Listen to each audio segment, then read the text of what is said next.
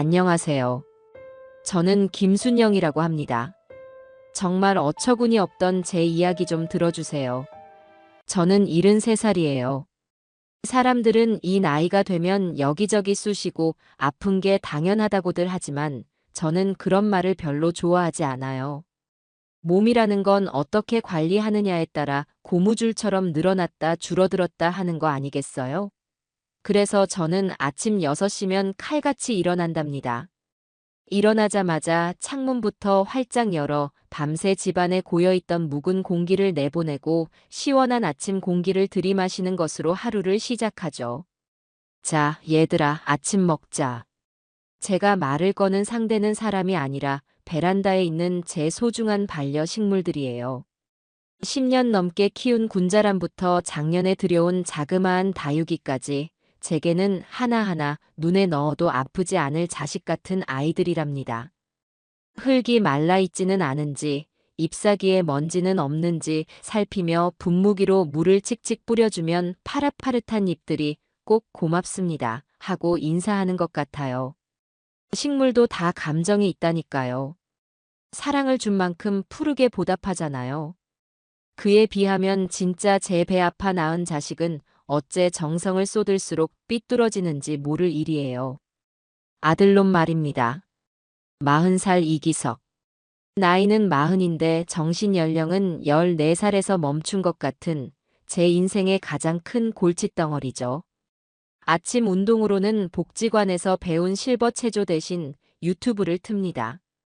열정 영자의 파워 스트레칭이라고 저랑 나이도 비슷한 영자 씨라는 분이 아주 구성지게 운동을 가르쳐 주거든요.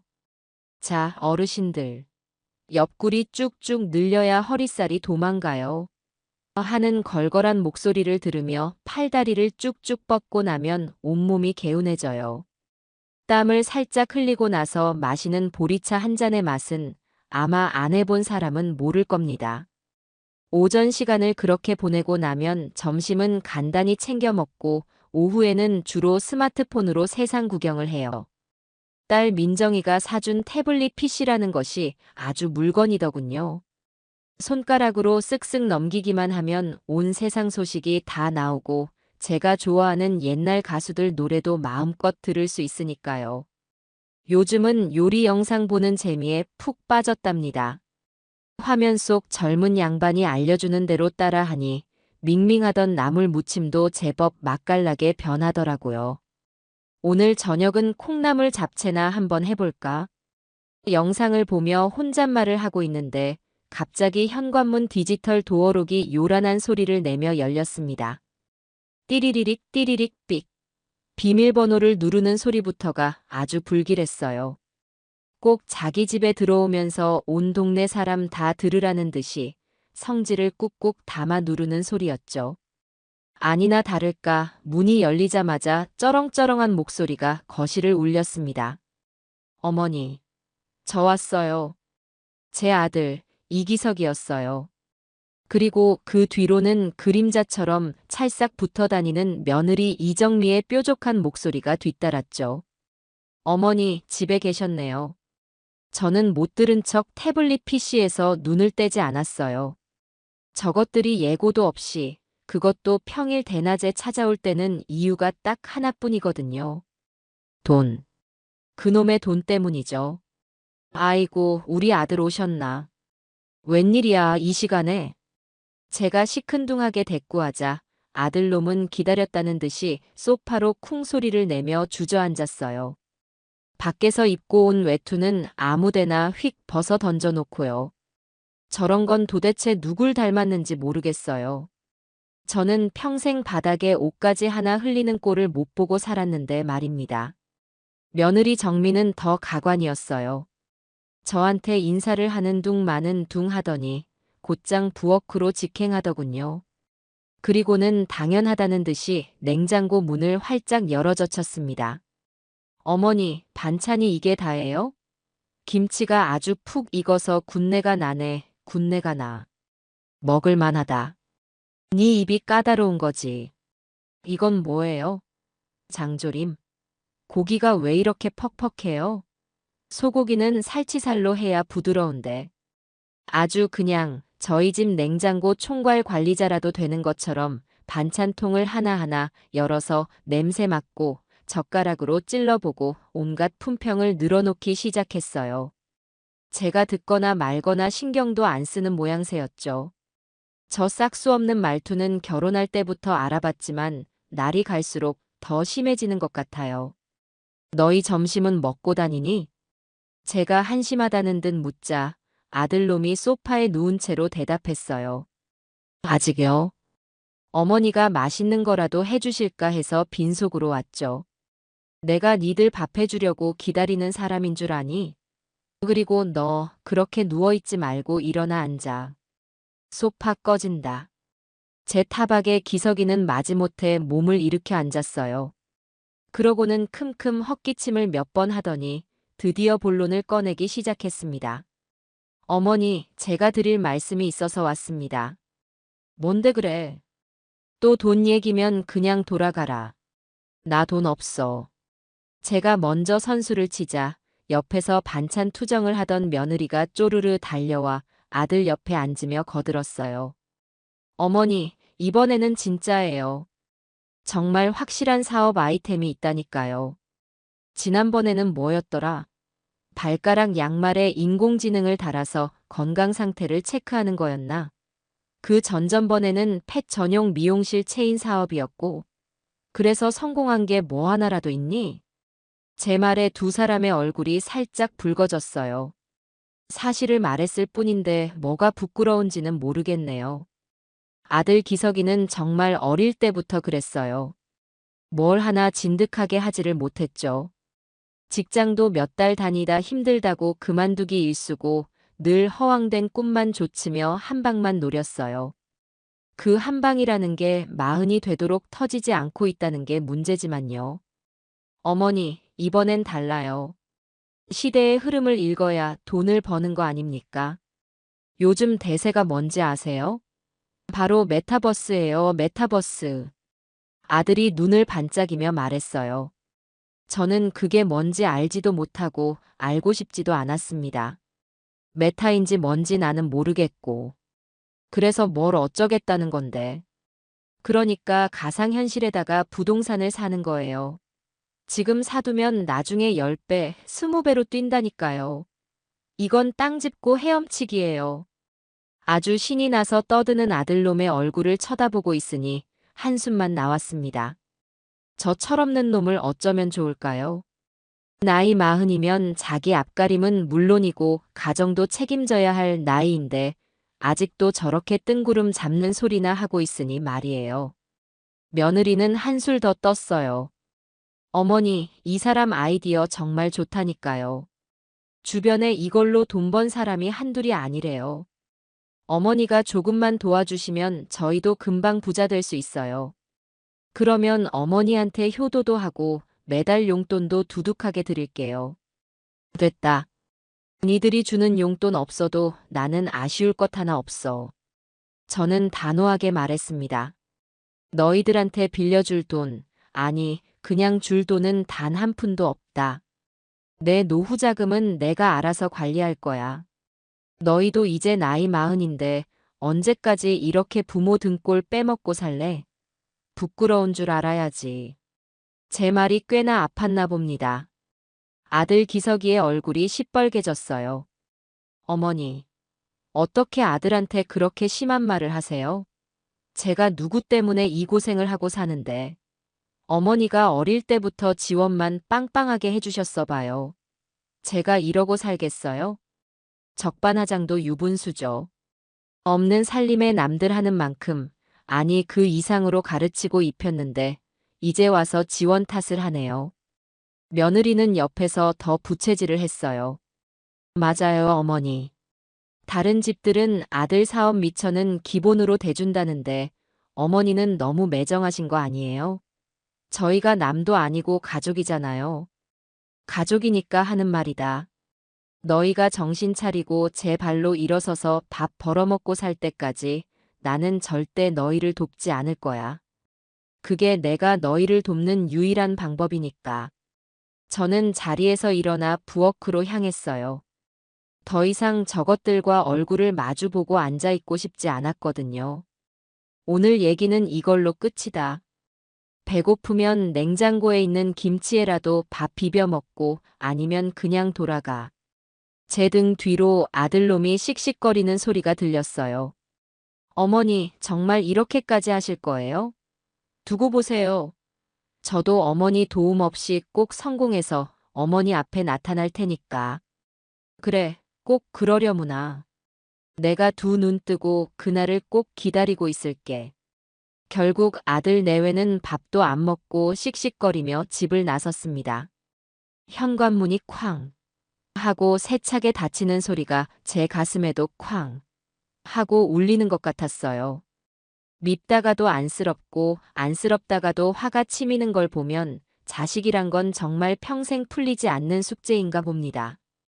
저는 텅 빈 거실에 혼자 남아 조용히 보리차를 한 모금 마셨습니다.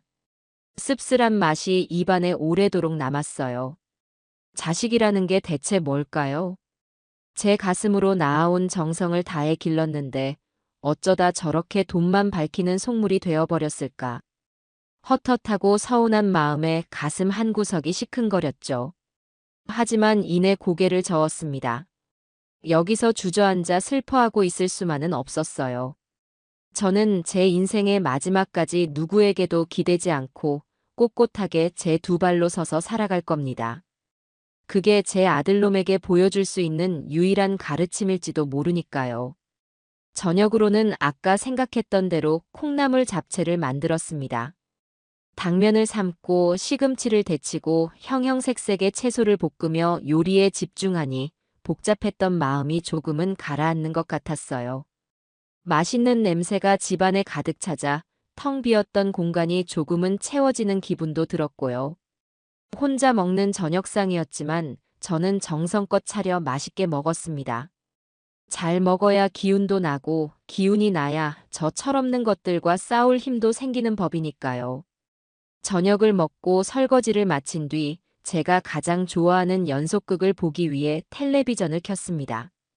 화면 속에서는 젊은 남녀 주인공들이 서로를 못 잡아먹을 것처럼 으르렁대다가도 어느새 눈이 맞아 사랑에 빠지더군요. 뻔한 이야기였지만 그런 알콩달콩한 모습을 보고 있으면 저도 모르게 입가에 미소가 지어졌어요. 하지만 그날따라 드라마 내용이 눈에 들어오지 않았습니다. 제 머릿속에는 온통 낮에 아들놈이 퍼부었던 원망 섞인 말들만 메아리처럼 울려 퍼졌거든요. 어머니가 지원만 빵빵하게 해주셨어 봐요. 하는 그 날카로운 목소리가 심장을 콕콕 쑤시는 것 같았어요. 제가 뭘 그렇게 잘못 키운 걸까요? 남편 하늘로 먼저 보내고 시장에서 채소 장사를 하며 악착같이 돈을 모아 두 남매를 키웠습니다. 남들처럼 비싼 과외 한 번 못 시켜준 건 사실이지만 학교 준비물 하나 빠뜨린 적 없고 남들 입는 메이커 옷은 못 사줘도 사시사철 계절에 맞는 옷은 늘 깨끗하게 다려 입혔어요. 딸 민정이는 그런 제 마음을 알아주었는지 어릴 때부터 속 한 번 썩이지 않고 바르게 자라주었는데 유독 아들놈은 어릴 때부터 제 속을 까맣게 태우는 재주가 있었죠. 하기 싫은 건 죽어도 안 하고 자기 손해보는 일은 칼같이 계산하고 늘 쉬운 길, 편한 길만 찾아다녔어요. 그때마다 제가 좀 더 단호하게 회초리를 들었어야 했는데 호러미 자식이라는 소리 들을까봐, 기죽을까봐 오냐오냐 받아준 것이 오늘날 저런 괴물을 만들었나 봅니다. 후회와 자책이 파도처럼 밀려와 저는 결국 텔레비전을 끄고 일찍 잠자리에 들기로 했습니다. 밤이 깊어지고 저는 안방 침대에 누워 잠을 청했지만 어쩐지 그날따라 도무지 잠이 오지 않았어요. 눈을 감으면 낮에 있었던 일이 생생하게 떠올라 머릿속이 시끄러웠고 눈을 뜨면 어둠 속에서 천장무늬만 하염없이 바라보게 되었죠. 그렇게 뒤척이기를 수십 번 시계를 보니 어느덧 시간은 새벽 2시를 넘어가고 있었습니다. 온 세상이 깊은 잠에 빠진 고요한 시간이었죠. 그런데 바로 그 순간이었습니다. 바깥에서 아주 희미하지만 분명한 소리가 들려왔어요. 띠띠띠띠. 저희 집 현관 디지털 도어록의 비밀번호를 누르는 소리였습니다. 저는 순간 온몸에 피가 차갑게 식는 기분이었습니다. 이 시간에 그것도 비밀번호를 알고 있는 사람이 찾아올 리가 없는데. 심장이 발소리처럼 쿵쿵쿵쿵 미친 듯이 뛰기 시작했어요. 덜컥 겁이 났지만 저는 소리를 내지 않고 이불을 머리끝까지 뒤집어 쓴 채 숨을 죽였습니다. 평생을 억척스럽게 살아온 제 몸이 위기의 순간에 어떻게 대처해야 하는지를 본능적으로 알고 있었던 거죠. 잠시 후 삑 하는 작은 소리와 함께 현관문이 열리는 소리가 들렸습니다. 그리고는 아주 조심스러운 발걸음 소리가 거실을 지나 제 안방 쪽으로 다가왔어요. 저는 이불 속에서 눈만 겨우 내놓은 채 안방 문 쪽을 뚫어져라 쳐다보았습니다. 달빛이 창문을 통해 희미하게 들어오는 어둠 속에서 안방 문고리가 아주 천천히 소리가 나지 않도록 군뱅이가 기어가듯 돌아가는 것이 보였습니다. 그리고는 삐그덕하는 아주 오래된 나무 문이 내는 특유의 소리와 함께 문이 열렸어요. 문틈으로 검은 그림자 하나가 유령처럼 스르륵 방 안으로 들어왔습니다. 머리에는 검은색 캡 모자를 푹 눌러쓰고 얼굴은 검은 마스크로 턱 밑까지 가렸더군요. 옷도 위아래 전부 몸에 딱 달라붙는 검은색 옷으로 맞춰 입은 것이 누가 봐도 나 지금 나쁜 짓 하러 왔소 하고 광고하는 행색이었어요. 저는 심장이 철렁 내려앉았지만 그와 동시에 어이가 없어서 헛웃음이 터져 나올 뻔했습니다. 저 엉거주춤한 몸짓, 어색하기 짝이 없는 걸음걸이. 제가 40년을 먹이고 입히고 키운 제 아들, 이기석이 틀림없었으니까요. 아무리 얼굴을 꽁꽁 가리고 온몸을 검은색으로 도배했다고 한들 제 자식의 뒤태와 실루엣을 제가 못 알아볼 리가 없잖아요. 멍청하고 한심한 놈. 자기가 평생을 드나들던 이 안방 문이 낡아서 살짝만 열어도 삐걱거리는 소리가 난다는 것도 잊어버렸나 봐요. 문에서 나는 삐그덕 소리에 자기가 더 놀라서 토끼처럼 움찔하는 꼴을 보니 기가 막혀서 말이 안 나왔습니다. 아이고, 저걸 낳고 제가 기뻐서 미역국을 3그릇이나 비웠다니. 통탄할 노릇이었죠. 아들놈은 제가 깊이 잠든 줄로만 아는지 까치발을 하고 발소리를 죽여가며 제 침대 머리맡으로 다가왔어요. 저는 계속해서 자는 척 일부러 평온한 숨소리까지 내가며 혼신의 연기를 펼쳤죠. 제 머리맡 협탁 위에는 늘 제 지갑과 스마트폰, 그리고 돋보기 안경이 놓여 있었거든요. 놈의 목표는 두말할 것 없이 바로 그 지갑이었을 겁니다. 아니나 다를까 검은 그림자는 제 머리맡에서 잠시 멈칫하며 제 숨소리를 확인하는 듯 하더니 이내 천천히 손을 뻗어 협탁 위에 지갑을 아주 조심스럽게 집어들었습니다. 그 짧은 순간에 얼마나 긴장을 했던지 지갑을 낚아채는 손길이 마치 수전증 환자처럼 파르르 떨리는 게 희미한 달빛 아래에서도 선명하게 보였어요. 지갑을 드디어 손에 넣자 놈은 안도의 한숨이라도 내쉬는 듯 하더니 들어올 때와는 비교도 안 될 만큼 빠른 속도로 방을 빠져나가려고 몸을 휙 돌렸습니다. 그런데 너무 서두른 탓이었을까요? 아니면 원래부터 저놈의 몸이 굼떴던 탓일까요? 제가 낮에 외출했다 돌아와 무심코 벗어두었던 핸드백 줄에 그만 발이 걸리고 만 거예요. 쿵 하는 요란한 소리와 함께 아들놈이 앞으로 고꾸라지며 바닥에 보기 좋게 나뒹굴었습니다. 저는 깜짝 놀라 하마터면 아이고 저런 칠칠치 못한 놈 하고 소리를 지를 뻔했지만 가까스로 제 입을 틀어막고 비명을 삼켰어요. 아야. 아들놈은 저도 모르게 비명을 질렀다가 제 눈치를 살피며 황급히 자기 입을 두 손으로 막더군요.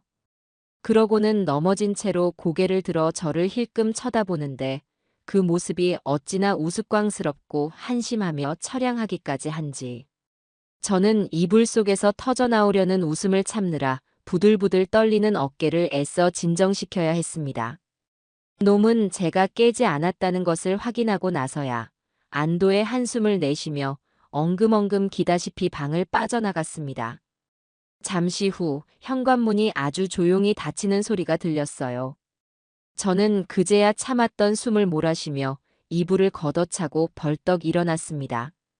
심장이 쿵쾅거렸지만 그건 무서워서가 아니라 분하고 어이가 없어서 터져나오는 심장 소리였어요.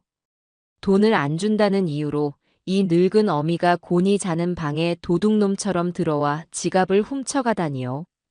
저게 과연 사람의 탈을 쓰고 할 짓일까요? 저는 협탁 위를 보았습니다. 지갑이 있던 자리는 휑하니 비어 있었고 스마트폰과 돋보기 안경만 덩그러니 남아 제 처지를 동정하는 것 같았죠. 저는 분노로 부들부들 떨리는 손을 진정시키고 조용히 거실로 나갔습니다. 그리고는 거실 천장 한 구석에 아주 작은 점처럼 달려있는 검은색 물체를 향해 희미하게 미소를 지어 보였어요. 거기에는 얼마 전 혼자 사는 엄마가 걱정된다며 딸 민정이가 큰맘 먹고 달아준 가정용 CCTV가 까만 눈을 반짝이며 24시간 내내 집안을 성실하게 기록하고 있었거든요. 처음에는 집안에 저런 감시 카메라를 왜 다냐며 숨막힌다고 타박을 했었는데 이렇게 결정적인 순간에 요긴하게 쓰일 줄은 꿈에도 몰랐네요. 이기석, 네 인생은 이제 네 손으로 끝냈다. 세상이 얼마나 무섭고 돈이라는 게 얼마나 정직하게 벌기 힘든 것인지 이 어미가 네 뼈에 아주 사무치도록 가르쳐주마. 저는 냉장고에서 얼음물처럼 차가운 보리차를 한 잔 가득 꺼내 단숨에 들이켰습니다. 차가운 물줄기가 타는 듯한 속을 시원하게 식혀주는 것 같았어요. 이제부터 시작이었습니다. 이건 단순한 좀도둑 사건이 아니에요. 삐뚤어질 대로 삐뚤어진 자식의 인생을 바로잡기 위한 제 인생의 마지막이자 가장 혹독한 교육이 될 겁니다. 저는 비어버린 지갑 자리와 어둠 속에서 조용히 빛나는 CCTV 렌즈를 번갈아 보며 앞으로의 계획을 차근차근 머릿속으로 그리기 시작했습니다. 그날 밤 저는 단 한숨도 자지 못했습니다. 칼을 가는 심정으로 그렇게 시퍼런 새벽을 맞이했습니다. 다음 날 아침 저는 밤을 꼴딱 새웠음에도 불구하고 평소보다 훨씬 더 일찍 눈을 떴습니다. 신기하게도 몸은 피곤하지 않았어요. 오히려 정신이 더 또렷하고 앞으로 해야 할 일에 대한 생각으로 머릿속이 명쾌했죠. 저는 평소와 다름없이 6시에 일어나 스트레칭으로 몸을 풀고 베란다의 반려식물들에게 아침 인사를 건넸습니다. 얘들아, 좋은 아침. 오늘은 아주 재미있는 구경을 하게 될 거야. 식물들이 제 말뜻을 알아듣기라도 한 듯 파릇파릇한 잎사귀를 반짝이는 것 같았어요. 아침밥까지 든든하게 챙겨 먹은 뒤 저는 거실 식탁에 앉아 태블릿 PC를 켰습니다. 그리고 밤새 녹화된 CCTV 영상을 확인했죠. 화면 속에서는 제 예상대로 아들 이기석이 온갖 바보 같은 짓을 하며 지갑을 훔쳐 달아나는 모습이 아주 선명하게, 그것도 초고화질로 찍혀 있었습니다. 화질이 어찌나 좋은지 당황해서 커졌던 놈의 눈동자와 마스크 위로 드러난 식은땀까지 다 보이더군요. 저는 그 영상을 여러 번 돌려보며 결정적인 장면들을 캡처해서 따로 저장해 두었습니다. 이건 아주 중요한 증거물이자 제 아들놈의 목에 걸게 될 족쇄가 될 테니까요. 모든 준비를 마친 후 저는 느긋하게 커피 한 잔을 내리며 아들놈에게 전화를 걸었습니다.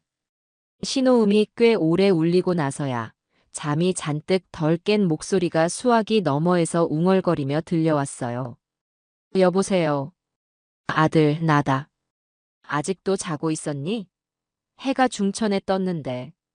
저는 최대한 아무것도 모르는 척 세상에서 가장 인자하고 다정한 목소리로 물었습니다. 제 목소리를 들은 아들놈이 순간 헉하고 숨을 들이마시는 게 느껴졌어요. 어머니. 아니에요. 일어났죠. 그럼요. 이 아침부터 웬일이세요? 목소리가 왜 그렇게 잠겨 있어? 간밤에 잠이라도 설쳤니? 혹시 무슨 별일 은 없었고? 제가 능청스럽게 떠보자 아들놈이 기다렸다는 듯이 격하게 부정하기 시작했습니다. 아니요. 아무 일 없었죠. 정말이에요. 아주 그냥 업어가도 모를 정도로 푹 잘 잤습니다. 하하. 그 어색한 웃음소리라니.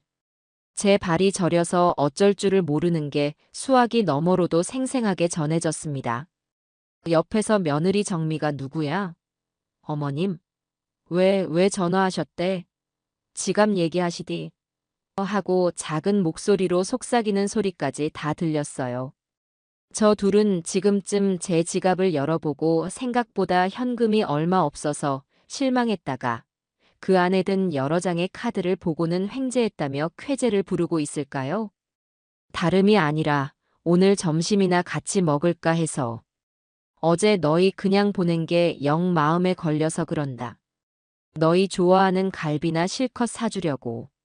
네. 가 갈비요? 갑자기요? 그래.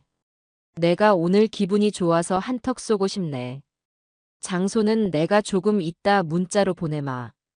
12시까지 늦지 말고 꼭 오너라. 알았지? 아들놈은 잠시 머뭇거리는 듯 했어요. 아마 제 진짜 의도가 무엇인지 의심하고 있겠죠.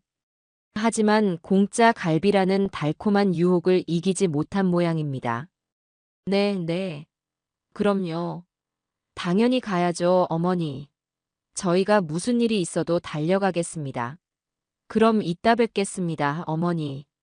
전화를 끊고 나서 저는 저도 모르게 헛웃음을 터뜨렸습니다. 저렇게 단순하고 어리석어서야 이 험한 세상을 어떻게 살아남으려고 하는지. 덫인 줄도 모르고 미끼를 덥석 무는 꼴이라니. 저는 곧바로 든든한 제 편 하나뿐인 딸 민정이에게 전화를 걸었습니다. 어젯밤에 있었던 일을 차분하게 설명하고 CCTV 영상을 보내주었죠. 영상을 본 딸의 반응은 제 예상대로였습니다. 엄마, 이게 대체 무슨 일이야? 오빠가 정말 미쳤나 봐. 당장 경찰에 신고해야지. 민정아, 진정해. 엄마 다 계획이 있어. 계획은 무슨 계획? 저건 명백한 범죄야. 어떻게 엄마 집에 들어와서 도둑질을 할 생각을 해? 인간도 아니야, 정말. 딸은 오빠의 만행에 치를 떨며 분노했어요. 그 마음에 울컥했지만 저는 딸을 진정시켜야 했습니다. 경찰에 신고하는 건 언제든지 할 수 있어. 그 전에 네 오빠 버르장관을 아주 단단히 고쳐놔야겠다. 그러려면 네 도움이 좀 필요해. 제 단호한 목소리의 딸도 조금은 진정이 된 듯했어요. 엄마, 뭘 어떻게 하려고 그래? 일단 내 지갑에 있던 카드 전부 분실 신고하고 정지시켜야겠다. 은행에도 전화해서 모든 거래를 막아달라고 할 거야. 그리고 저는 딸에게 제 계획을 차근차근 설명해 주었습니다.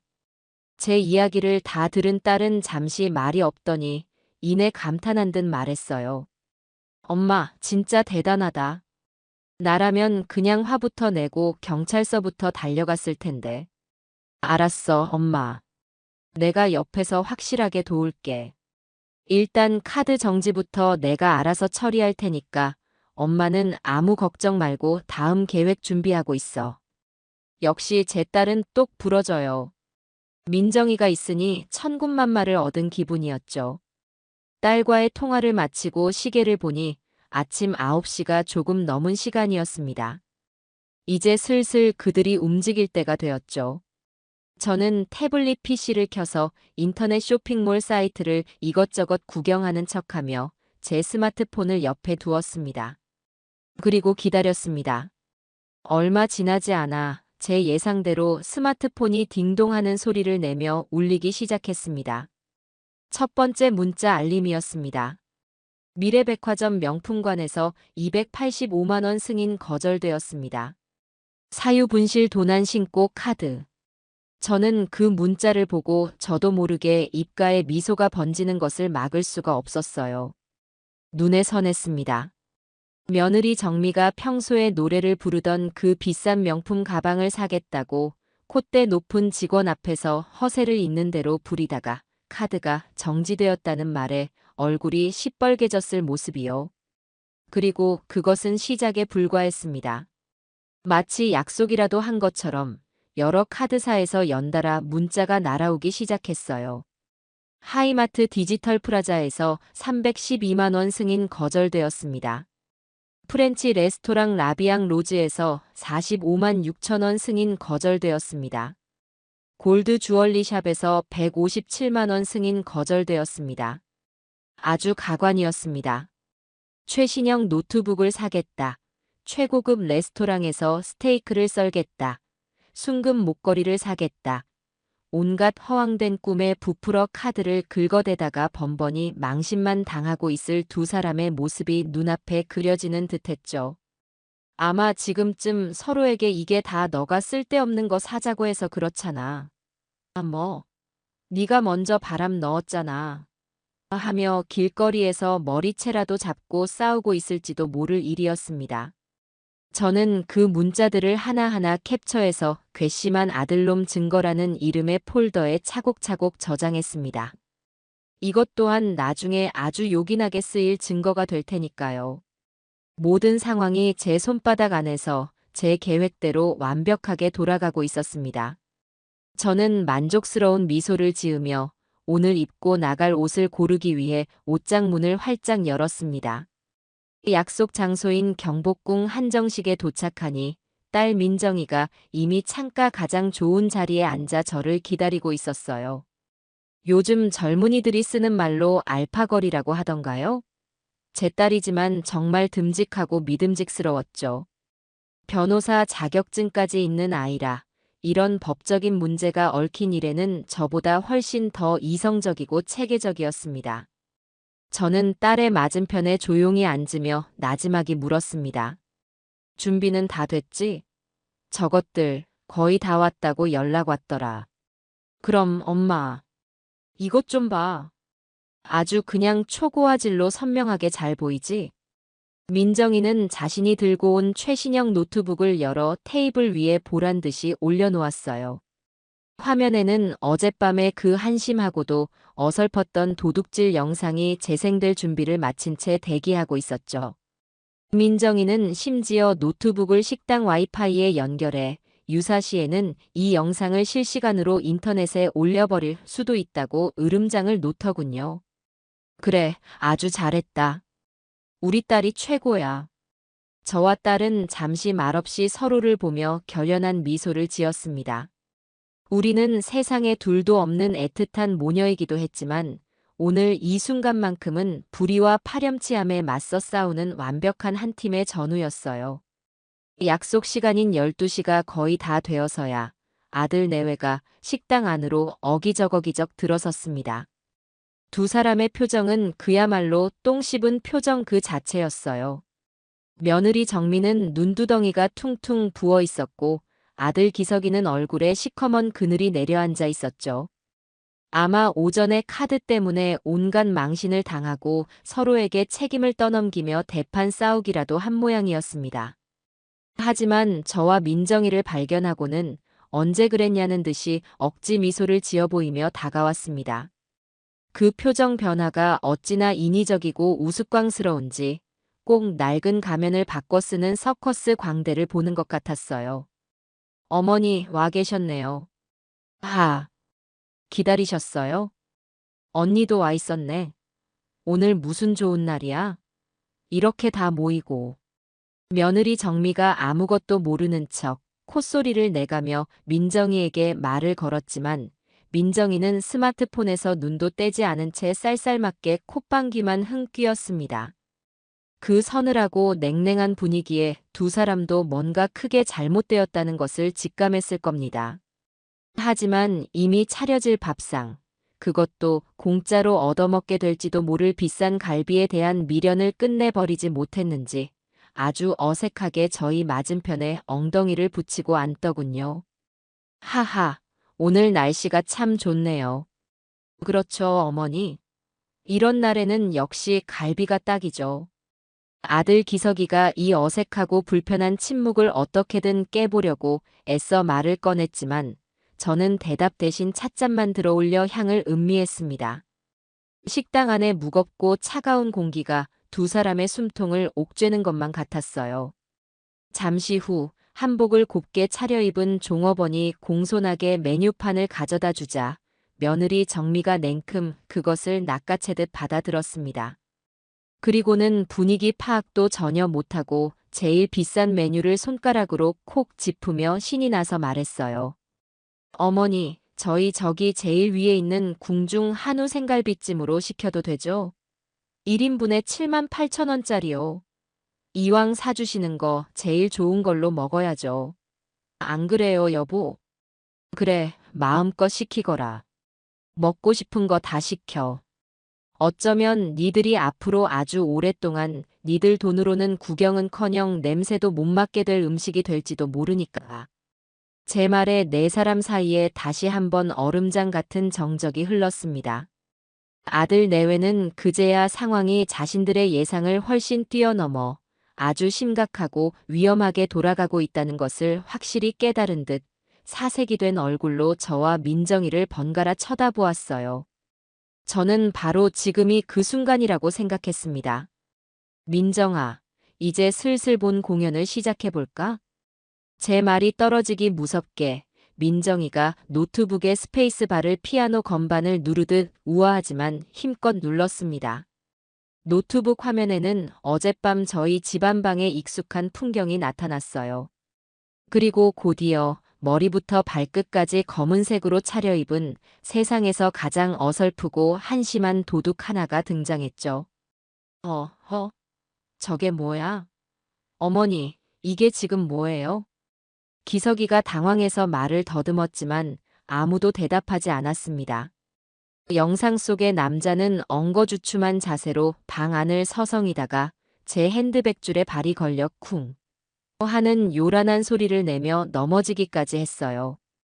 그 우스꽝스러운 장면에 저희를 주시하고 있던 주변 테이블의 손님들 사이에서 나지막한 웃음소리가 푹 하고 터져 나왔습니다.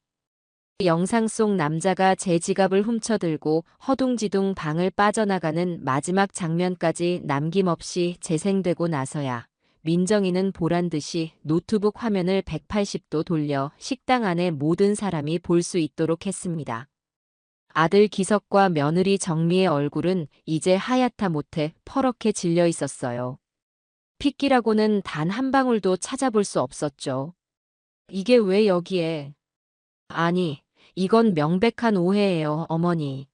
제가 다 설명할 수. 기석이가 자리에서 벌떡 일어나 횡설수설 변명을 하려고 했지만 제가 먼저 차갑고 단호한 목소리로 말을 꺼내 그 입을 막아버렸습니다.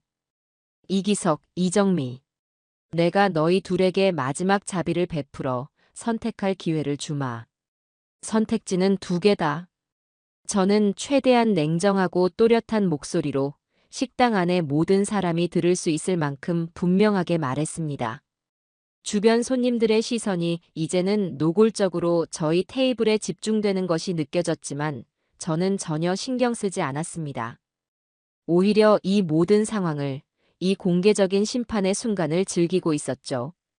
첫 번째, 지금 이 자리에서 너희 죄를 전부 인정하고 내가 내미는 갱생각서에 피가 나도록 지장을 찍어라. 앞으로 사람답게 살겠다고 내 감시 아래 뼈를 깎는 노력을 하겠다고 약속하는 거다. 그러면 이번 한 번은 경찰서에 끌려가 빨간 줄이 그어지는 망신은 면하게 해주겠다. 두 번째, 끝까지 아니라고, 오해라고, 어머니가 노망이 나셨다고 발뺌하고 버티는 거다. 그러면 나는 이 영상을 증거로 가지고 너희 둘을 주거침입과 특수절도죄로 경찰에 고소할 거다. 며느리 정미가 바들바들 떨리는 목소리로 거의 비명을 지르다시피 소리쳤어요. 어머니, 어떻게 아들에게 하나뿐인 가족에게 이렇게까지 하실 수 있어요? 이건 그냥 가족끼리 있을 수 있는 사소한 해프닝이잖아요. 이걸 이렇게 공개적인 장소에서 망신을 주셔야겠어요? 사소한 해프닝. 어미가 곤히 자는 방에 도둑놈처럼 몰래 들어와 지갑을 훔쳐가는 게 사소한 해프닝이니? 그걸로도 모자라서 그 훔친 카드로 온갖 사치품을 사려고 했던 것도?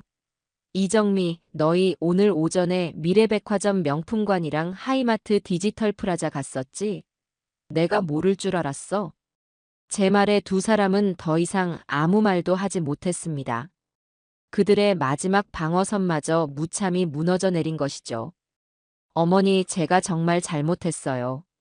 제가 귀신에 씌였었나 봐요. 정말 죽을 죄를 지었습니다. 제발, 제발 한 번만 용서해 주세요.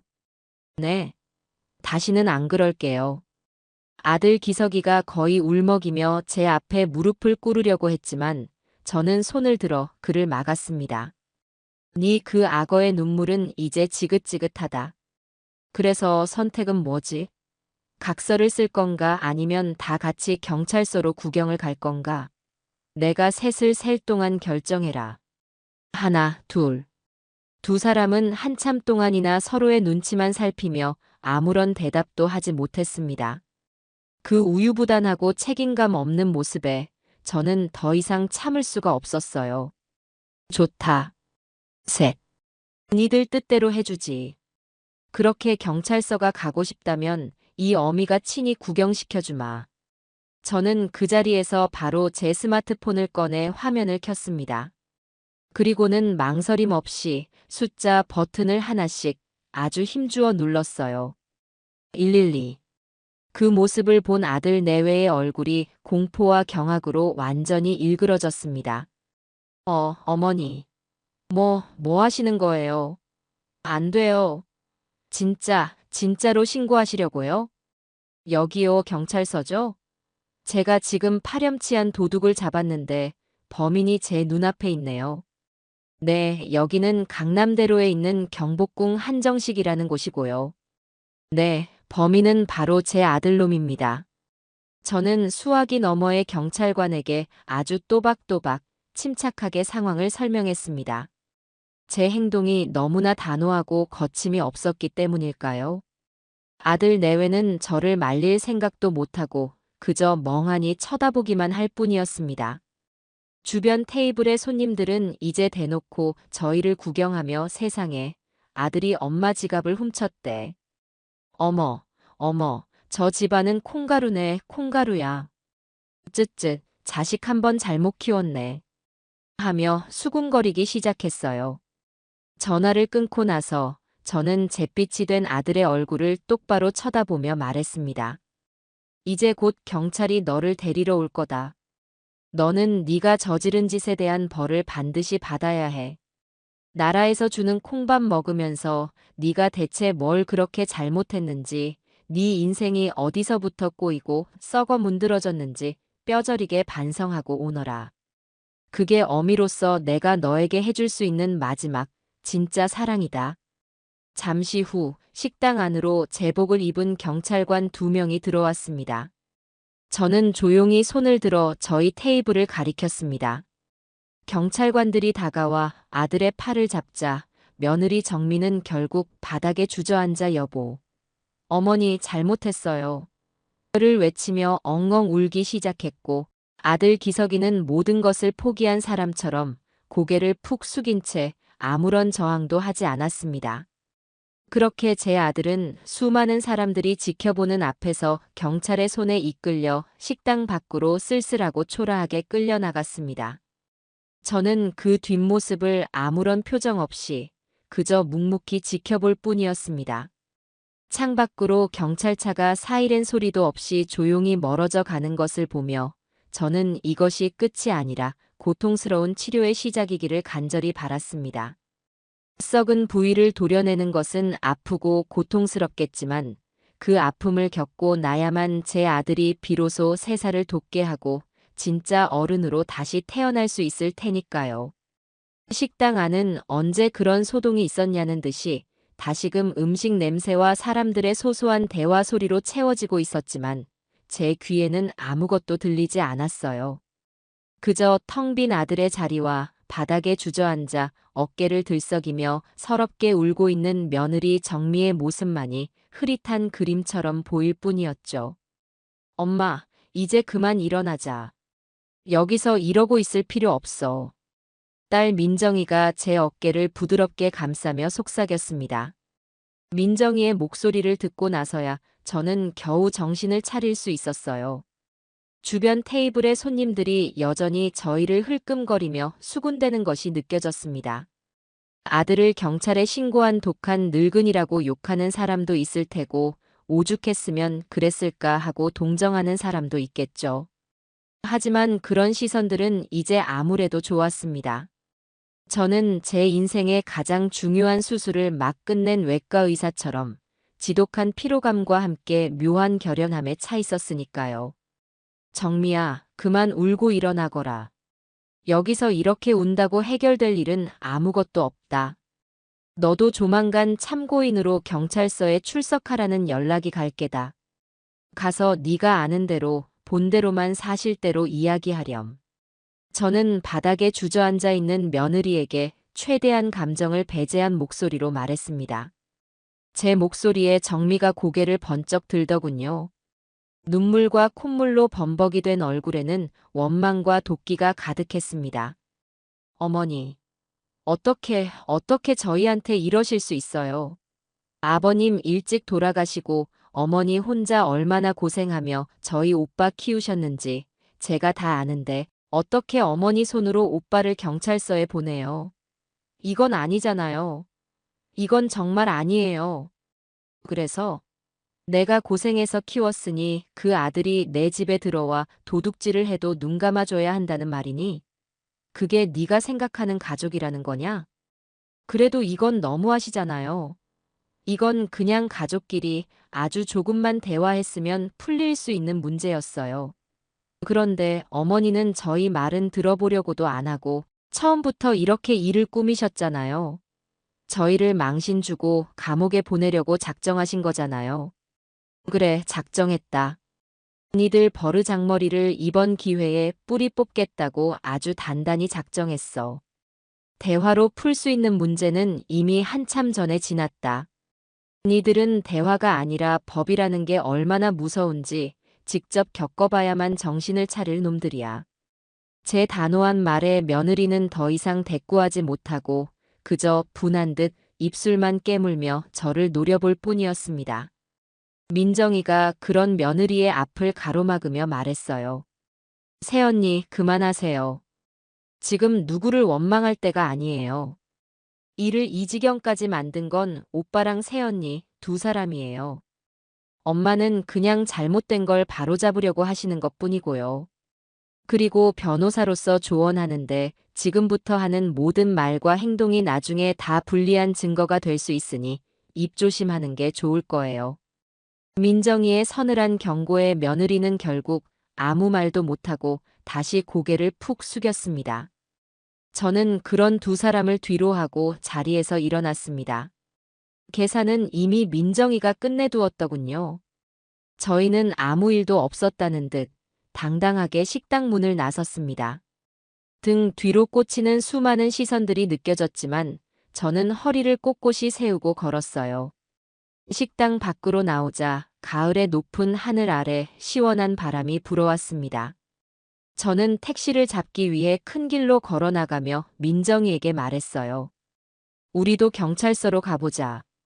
가서 내가 직접 조사를 받아야 일이 제대로 처리될 게다. 엄마, 피곤하지 않겠어? 오늘은 그냥 집에 가서 쉬고 내일 변호사님이랑 같이 가는 게. 아니다. 쇳불도 단김에 빼랬다고 오늘 안에 모든 걸 다 끝내야 한다. 그리고 변호사는 무슨. 이건 변호사가 필요한 그런 거창한 사건이 아니야. 그냥 어미가 철없는 아들놈 버릇 가르치는 회초리 같은 거지. 제 고집을 꺾을 수 없다는 것을 안 민정이는 결국 고개를 끄덕였습니다.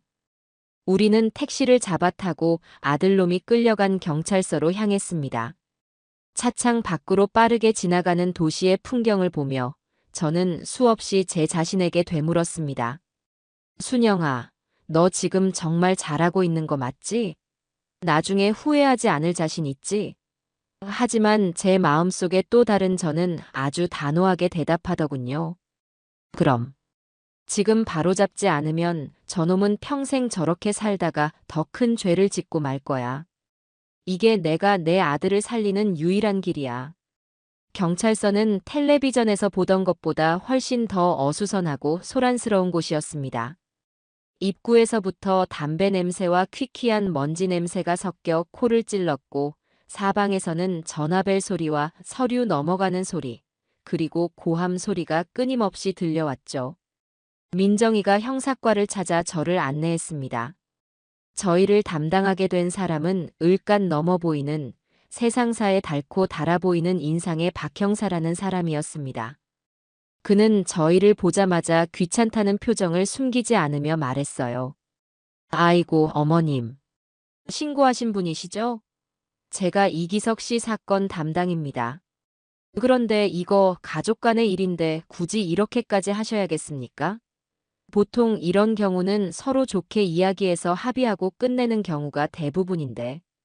박 형사는 저희를 회의실의 낡은 소파에 앉히고는 자신은 맞은편 의자에 걸터앉아 다리를 꼬며 말했습니다.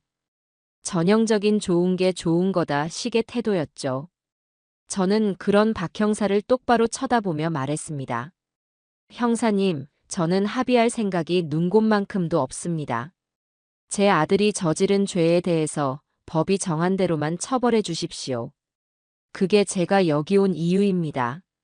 아니, 어머님. 아드님이 초범이고 또 훔친 지갑도 바로 회수되지 않았습니까? 안에 든 돈도 그대로 있고요. 이 정도로 실형을 살거나 하지는 않아요. 기껏해야 벌금형이나 집행유예 정도로 끝날 텐데 자식 얼굴에 빨간 줄 긋는 것보다는 그 빨간 줄 제가 직접 그어주고 싶어서 온 겁니다. 제 단호한 대답에 박 형사는 물론이고 제 옆에 있던 민정이도 조금 놀란 눈치였습니다. 박 형사는 꼬았던 다리를 풀고 자세를 고쳐 앉으며 저를 다시 쳐다보더군요. 네, 그게 무슨... 형사님, 제 아들 나이가 올해로 40입니다. 40이 되도록 제대로 된 직장 한번 가져본 적 없이 늙은 어미 등골이나 빼먹고 사는 한심한 놈이에요. 어제는 돈을 안 준다는 이유로 제가 자는 밤에 몰래 들어와 지갑까지 훔쳐갔습니다. 이게 처음이 아니에요. 이런 일이 몇 번이나 반복됐는지 셀 수도 없습니다. 이번에야말로 아주 뿌리를 뽑지 않으면 저놈은 평생 저렇게 살 겁니다. 그러니 제발 법대로만 처리해 주세요. 저를 위해서가 아니라 제 아들을 위해서 제가 부탁드리는 겁니다. 제 진심이 담긴 호소에 박 형사는 잠시 아무 말도 하지 못하고 저를 바라보았습니다. 그의 눈빛에서 처음에 그 귀찮음은 사라지고 대신 복잡한 감정이 스쳐 지나가는 것을 보았어요. 아마 그도 형사 생활을 오래 하며 저 같은 사람을 한두 번 본 것은 아니겠지요. 알겠습니다, 어머님. 어머님 뜻이 그렇게 확고하시다면 저희도 원칙대로 수사를 진행하겠습니다. 그럼 먼저 피해자 진술부터 좀 해주시겠습니까? 그렇게 저는 박 형사 앞에서 피해자 진술을 시작했습니다. 어제 낮에 아들 내외가 찾아와 돈을 요구했던 일부터 밤에 몰래 들어와 지갑을 훔쳐갔던 일, 그리고 오늘 오전에 훔친 카드를 사용하려고 했던 정황까지 모든 것을 빠짐없이 아주 상세하게 이야기했습니다. 민정이는 옆에서 법률적인 용어를 덧붙여가며 제 진술을 도왔고 저는 증거물로 CCTV 영상과 카드 승인 거절 문자 내역을 모두 제출했습니다. 영상을 확인한 박 형사의 표정이 점점 더 심각해지는 것을 보니 이제 일이 되돌릴 수 없는 지경에 이르렀다는 것이 실감났습니다. 진술을 마치고 조사실을 나오려는데 복도 저편에서 며느리 정미가 저희 쪽으로 달려오는 것이 보였습니다. 어느새 경찰서에 도착한 모양이었죠. 정미는 제 앞에 와서 쿵 소리가 나게 무릎을 꿇었습니다. 어머니, 제가 잘못했어요. 제가 오빠를 부추겼어요. 돈 욕심에 눈이 멀어서 어머니한테 그러면 안 되는 거였는데. 제발 저희 남편 좀 선처해 주세요. 어머니가 고소만 취하해 주시면 저희 정말 앞으로는 절대 이런 일 없을 거예요. 제가 평생 어머니 종처럼 살게요. 네. 며느리는 눈물 콧물을 쏟아내며 제 바짓가랑이를 붙잡고 애원했습니다. 하지만 그 눈물에서도 진심은 느껴지지 않았어요. 그저 이 위기를 모면하기 위한 값싼 동정심에 호소하는 연기처럼 보일 뿐이었죠. 저는 차갑게 그 손을 뿌리쳤습니다. 일어나거라. 네가 지금 빌어야 할 사람은 내가 아니다. 네 남편이 저지른 죄에 대해서, 그리고 네가 옆에서 부추긴 죄에 대해서 저기 계신 판사님께 가서 빌어야지. 어머니. 그리고 종처럼 살겠다는 말은 하지도 마라. 나는 종 같은 거 필요 없다. 그저 니들이 남들처럼 땀 흘려 일하고 정직하게 돈 벌어서 제 앞가림하며 사는 모습을 보고 싶을 뿐이다. 그런데 너희는 내 그 작은 바람을 단 한 번도 들어준 적이 없지. 제가 싸늘하게 돌아서려는데 마침 복도 저편에서 형사에게 이끌려 나오는 아들 기석이와 눈이 마주쳤습니다. 손목에는 차가운 수갑이 채워져 있었고 얼굴은 흑빛으로 변해 있었죠. 저와 눈이 마주친 순간 아들의 눈이 절망으로 흔들리는 것을 보았습니다. 그 순간 제 심장도 칼로 베인 듯이 아파왔어요. 하지만 저는 애써 그 시선을 피하지 않았습니다. 그리고는 입모양으로 똑똑히 말해주었죠. 인생은 실전이야, 아들아. 아들은 제 입모양을 읽었는지 그 자리에 주저앉을 것처럼 휘청거렸습니다. 저는 더 이상 그 모습을 보지 못하고 민정이의 부축을 받으며 경찰서를 빠져나왔습니다. 밖으로 나오니 어느새 해가 뉘엿뉘엿 지고 있었어요. 붉은 노을이 마치 제 속에서 흐르는 피눈물처럼 보였습니다. 경찰서에서 돌아온 후 며칠 동안 집안에는 무거운 침묵만이 흘렀습니다. 아들놈은 결국 구속되어 구치소로 넘어갔다는 소식을 민정이를 통해 전해 들었어요. 친아들을 제 손으로 차가운 시멘트 벽 안에 가두었다는 사실이 돌덩이처럼 제 가슴을 짓눌렀습니다. 밥을 먹어도 모래알을 씹는 것 같았고 잠을 자려고 누워도 아들놈의 그 절망적인 눈빛이 떠올라 밤새 뒤척이기 일쑤였죠. 낮에는 일부러라도 씩씩하게 지내려고 노력했어요. 반려식물들을 돌보고 복지관에 나가 노래교실에도 참여하고 저녁에는 텔레비전을 보며 소리내어 웃기도 했죠. 하지만 혼자 있는 시간이 되면 어김없이 깊은 한숨과 함께 아들 걱정이 파도처럼 밀려왔습니다. 밥은 제대로 먹고 있을까? 잠은 잘 자고 있을까? 다른 험한 사람들에게 괴롭힘을 당하고 있지는 않을까? 미운 놈, 왼수 같은 놈 하면서도 어쩔 수 없는 제 자식인지라 온갖 걱정이 꼬리에 꼬리를 물고 이어졌습니다. 며느리 정민은 그야말로 제 집 문지방이 닳도록 찾아왔습니다. 처음 며칠은 아침 저녁으로 찾아와 대문 앞에서 무릎을 꿇고 어머니 잘못했습니다. 를 외치며 울부짖었어요. 동네 사람들이 다 쳐다보는 통에 저는 창피해서 문도 열어주지 못했죠. 어머니, 제발 한 번만 만나주세요. 제가 정말 싹싹 빌게요. 남편 좀 꺼내주세요, 네. 인터폰 너머로 들려오는 며느리의 목소리는 처절했지만 저는 마음을 독하게 먹고 응답하지 않았습니다. 저 동정심에 호소하는 연기에 속아 넘어가면 모든 것이 수포로 돌아갈 테니까요. 며칠 동안 무릎 꿇기 작전이 통하지 않자 며느리는 전략을 바꾼 듯 했습니다. 이번에는 제 감정에 호소하기 시작했어요. 어머니, 아버님이 하늘에서 보고 계시면 뭐라고 하시겠어요? 하나뿐인 아들을 이렇게 내치시는 걸 보시면 가슴 아파서 눈도 제대로 못 감으실 거예요. 어머니, 제발 아버님을 생각해서라도. 죽은 남편까지 들먹이는 말에 저는 더 이상 참을 수가 없었습니다. 인터폰 수화기를 들고 차갑게 말했죠. 네 남편 애비는 하늘에서 똑똑히 보고 있을 게다. 자기 아들이 마누라랑 작당해서 늙은 어미 지갑이나 훔치는 한심한 놈으로 자란 꼴을 말이다. 그리고 아마 나한테 이렇게 말하고 있겠지. 여보, 더 독하게 마음 먹고 저놈 사람 만들어주게 하고 말이다. 그러니 다시는 내 남편 입에 올리지 마라. 제 호통에 며느리는 기가 죽었는지 한동안 아무 말도 하지 못하고 돌아갔습니다. 하지만 그걸로 끝이 아니었어요. 며칠 뒤에는 장문의 문자 메시지를 보내오기 시작했습니다. 내용은 거의 비슷했어요.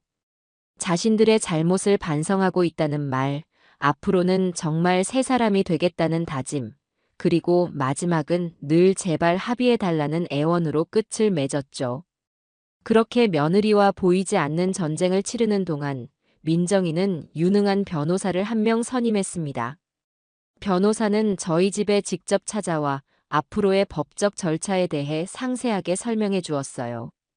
어머님, 아드님은 현재 특수절도 및 주거침입 혐의를 받고 있습니다. CCTV라는 명백한 증거가 있고 본인도 혐의를 대부분 인정하고 있어서 기소는 확실해 보입니다. 다만 피해액이 크지 않고 무엇보다 어머님과의 관계, 즉 직계존속이라는 점이 참작될 여지가 있습니다. 그래서 어떻게 되는 건데요? 감옥에 얼마나 있어야 하는 겁니까? 어머님께서 끝까지 합의를 안 해주시고 엄벌을 탄원하신다면 초범이라도 실형이 선고될 가능성이 있습니다. 짧게는 6개월에서 길게는 1년 정도 예상됩니다. 하지만 만약 어머님께서 합의를 해주시고 처벌을 원하지 않는다는 의사를 밝히시면 집행유예로 풀려날 가능성이 매우 높습니다. 변호사의 말을 듣고 나니 마음이 더 복잡해졌습니다. 제 손으로 아들을 감옥에 보내고 싶지는 않았지만 그렇다고 이렇게 쉽게 용서해주고 싶지도 않았거든요. 며칠 동안 구치소에 갇혀 고생한 것만으로는 약효가 부족할 것 같다는 생각이 들었죠. 변호사님, 만약에 제가 합의를 해주는 대신 아들에게 몇 가지 조건을 걸고 그걸 지키겠다는 약속을 받아낼 수도 있을까요? 예를 들면 앞으로 3개월 안에 취직을 하고 월급은 모두 나에게 맡긴다 같은 것들이요. 그리고 만약 그 약속을 어기면 합의를 무르고 다시 처벌받게 할 수도 있는 건가요?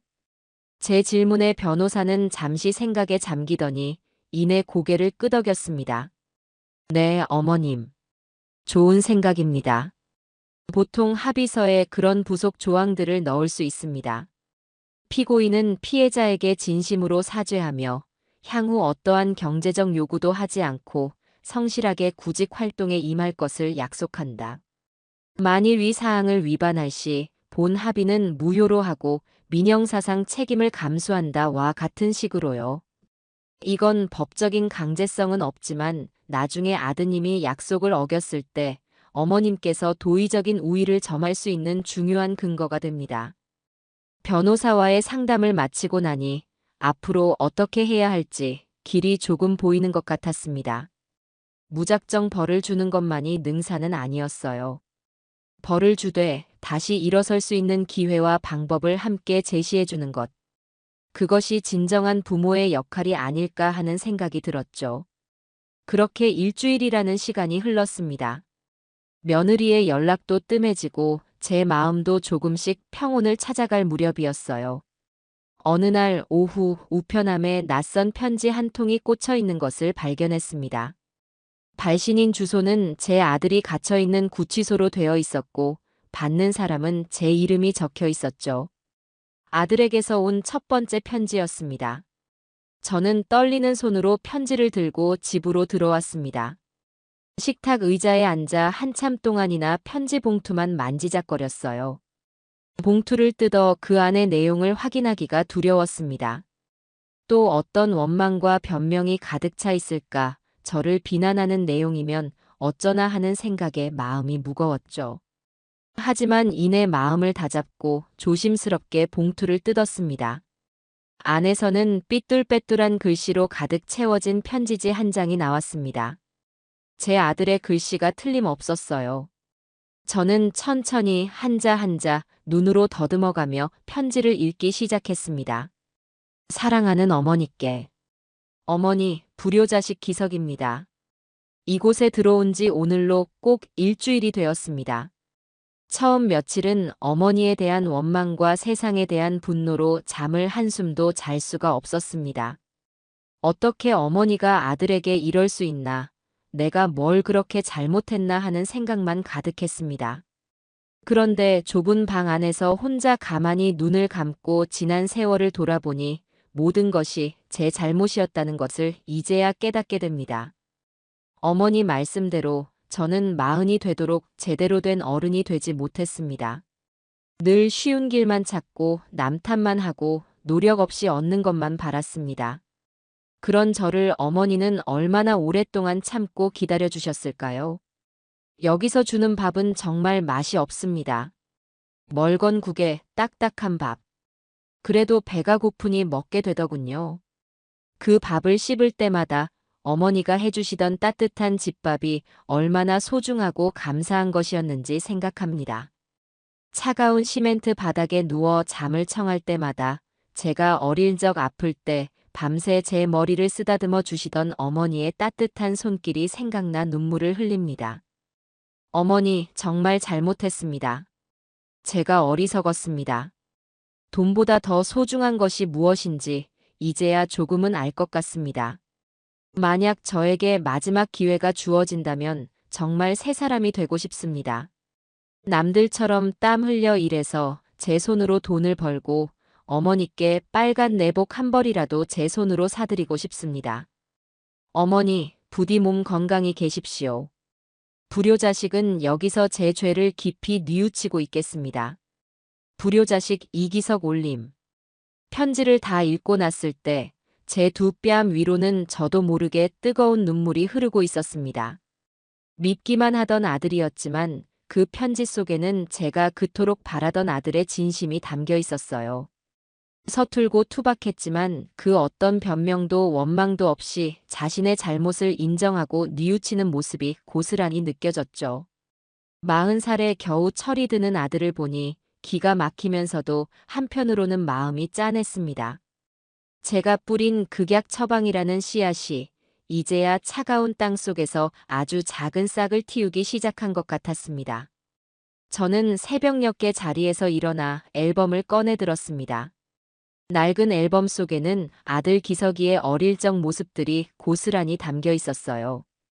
돌잔치 때 실 대신 돈을 잡고 환하게 웃던 아기 기석이, 초등학교 입학식 날 제 손을 꼭 잡고 어색하게 서 있던 꼬마 기석이, 그리고 사춘기 시절 반항심 가득한 눈빛으로 카메라를 외면하던 청소년 기석이까지.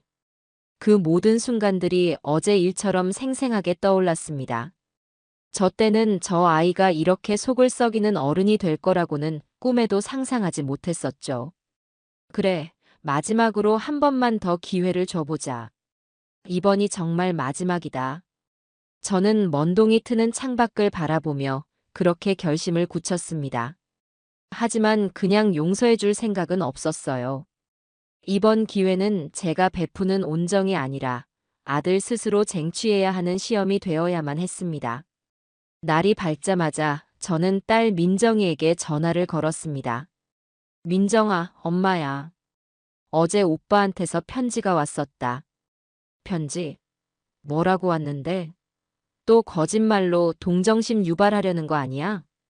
딸의 목소리에는 여전히 경계심이 가득했어요. 저는 그런 딸에게 편지의 내용을 차분하게 읽어주었습니다. 수화기 너머의 딸은 한동안 말이 없더군요. 그래서 엄마 마음은 어때? 흔들리는 거야? 흔들린다기보다는 결심이 섰다고 해야 맞겠지.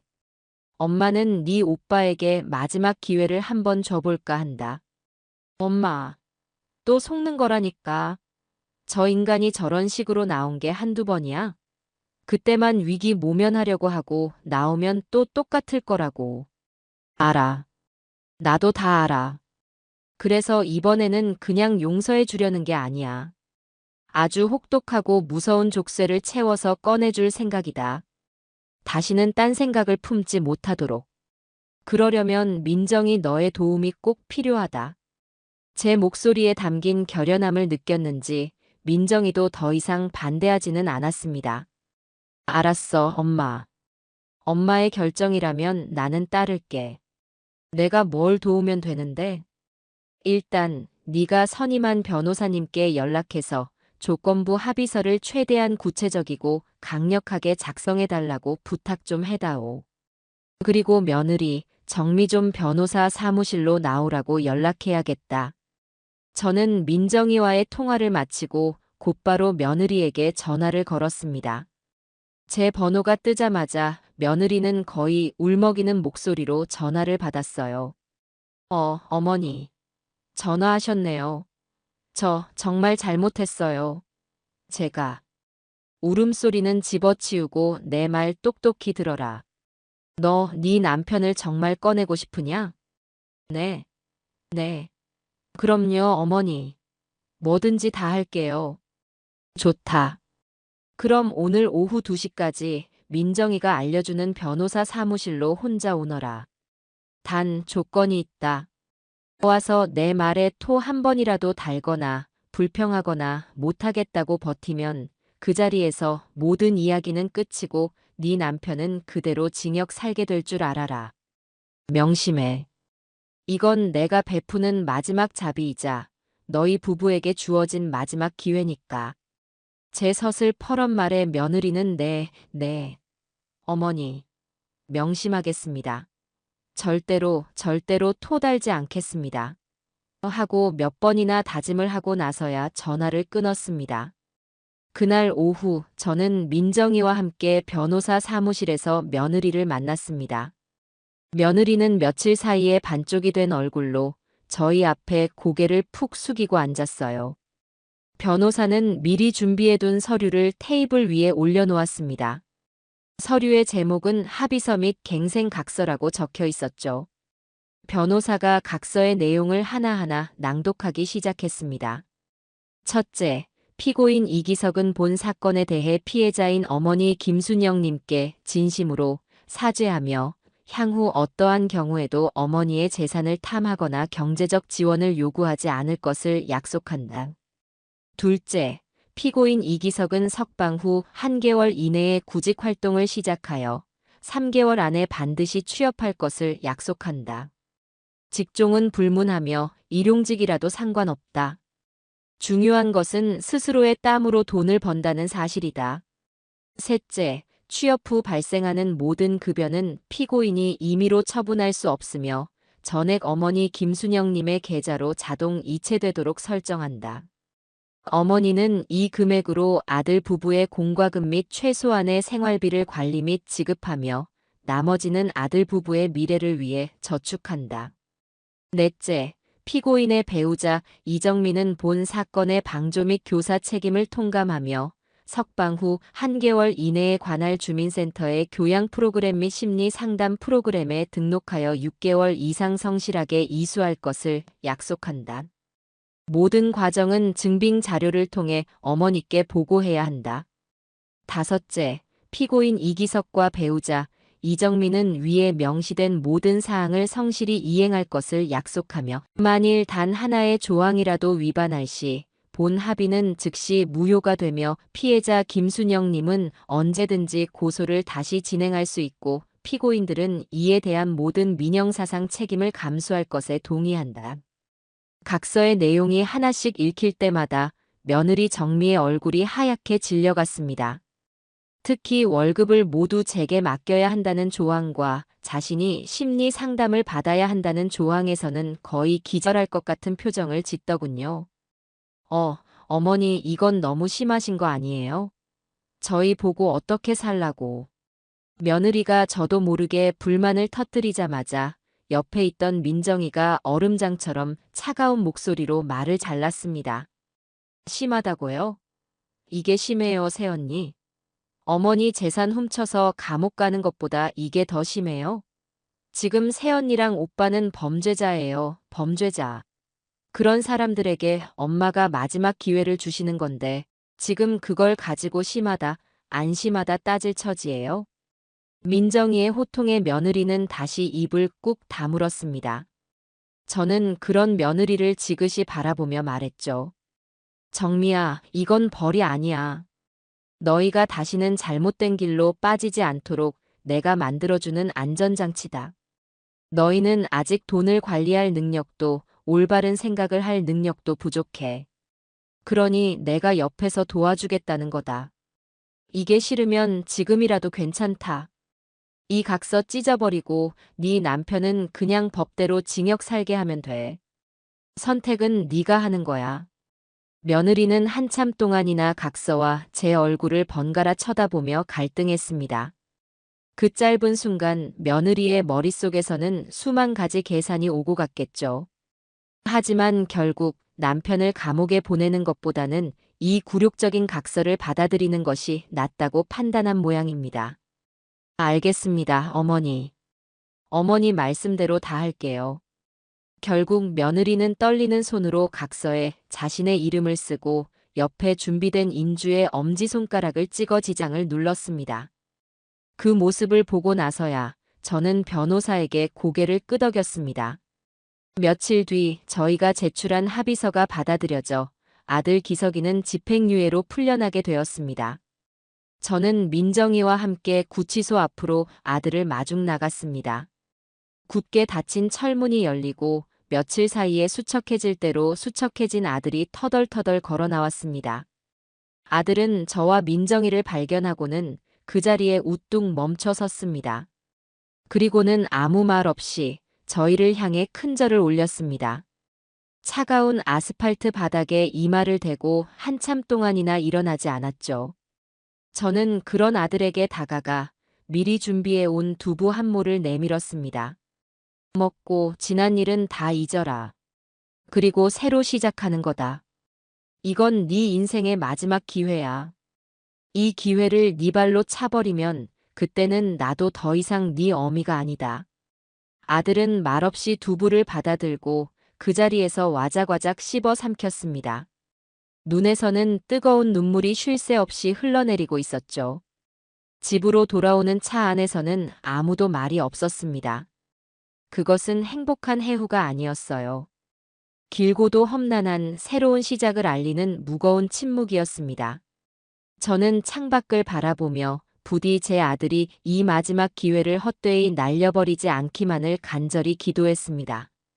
구치소에서 나온 아들놈의 세 사람 되기 프로젝트는 그 다음 날 동이 트기도 전부터 아주 혹독하게 시작되었습니다. 저는 알람이 울리기도 전인 새벽 5시에 잠자리에서 일어나 아들 내외가 자고 있는 방문을 마치 전쟁터의 지휘관처럼 사정없이 두드렸어요. 일어나거라. 해가 중천에 뜨겠다. 죗값 치르려면 남들보다 2배, 3배는 더 부지런해야 하는 거 몰라. 방 안에서는 엄마 5분만 하는 잠꼬대와 함께 이불 속에서 꼼지락거리는 소리만 들려올 뿐이었죠. 그 뻔뻔하고 나태한 소리에 제 속에서 다시 천불이 나는 것 같았습니다. 저는 인상을 있는 대로 찌푸리며 목소리에 얼음을 담아 외쳤습니다. 5 센다. 그 안에 문 밖으로 안 튀어나오면 어제 니들이 피눈물 흘리며 지장 찍은 그 갱생 각서 바로 컬러 복사해서 니들 가는 곳마다 이정표처럼 붙여놓고 원본은 사진 찍어서 민정이 변호사한테 바로 보낼 줄 알아라. 하나, 둘. 변호사라는 세 글자는 역시나 효과가 아주 뛰어났어요. 제 말이 채 끝나기도 전에 방문이 벌컥 열리며 아들 기석이가 퉁퉁 부은 얼굴로 거의 굴러 나오다시피 했습니다. 머리는 폭탄 맞은 까치집을 지었고 잠옷은 상하이가 따로 놀며 다 돌아가 있는 꼴이 아주 말이 아니었죠. 어머니 벌써요? 지금 몇 시인데요? 밖은 아직 깜깜한데요. 몇 시긴 몇 시야? 네 눈에는 이게 해가 안 뜬 걸로 보이니? 네 인생은 이미 해가 지다 못해 깜깜한 밤중이야. 당장 가서 정신 번쩍 나게 찬물로 씻고 옷 갈아입어라. 너 오늘부터 돈 벌러 가야지. 네, 오늘부터요? 어머니, 저 어제 나왔는데 적응할 시간도 좀 주셔야죠. 하루 정도는 좀 쉬고. 아들놈이 웅얼거리며 감히 변명을 하려고 했지만 저는 그 말을 들을 가치도 없다는 듯 단칼에 잘랐습니다. 쉬어? 누가 쉴 자격이 있다고 감히 쉬어?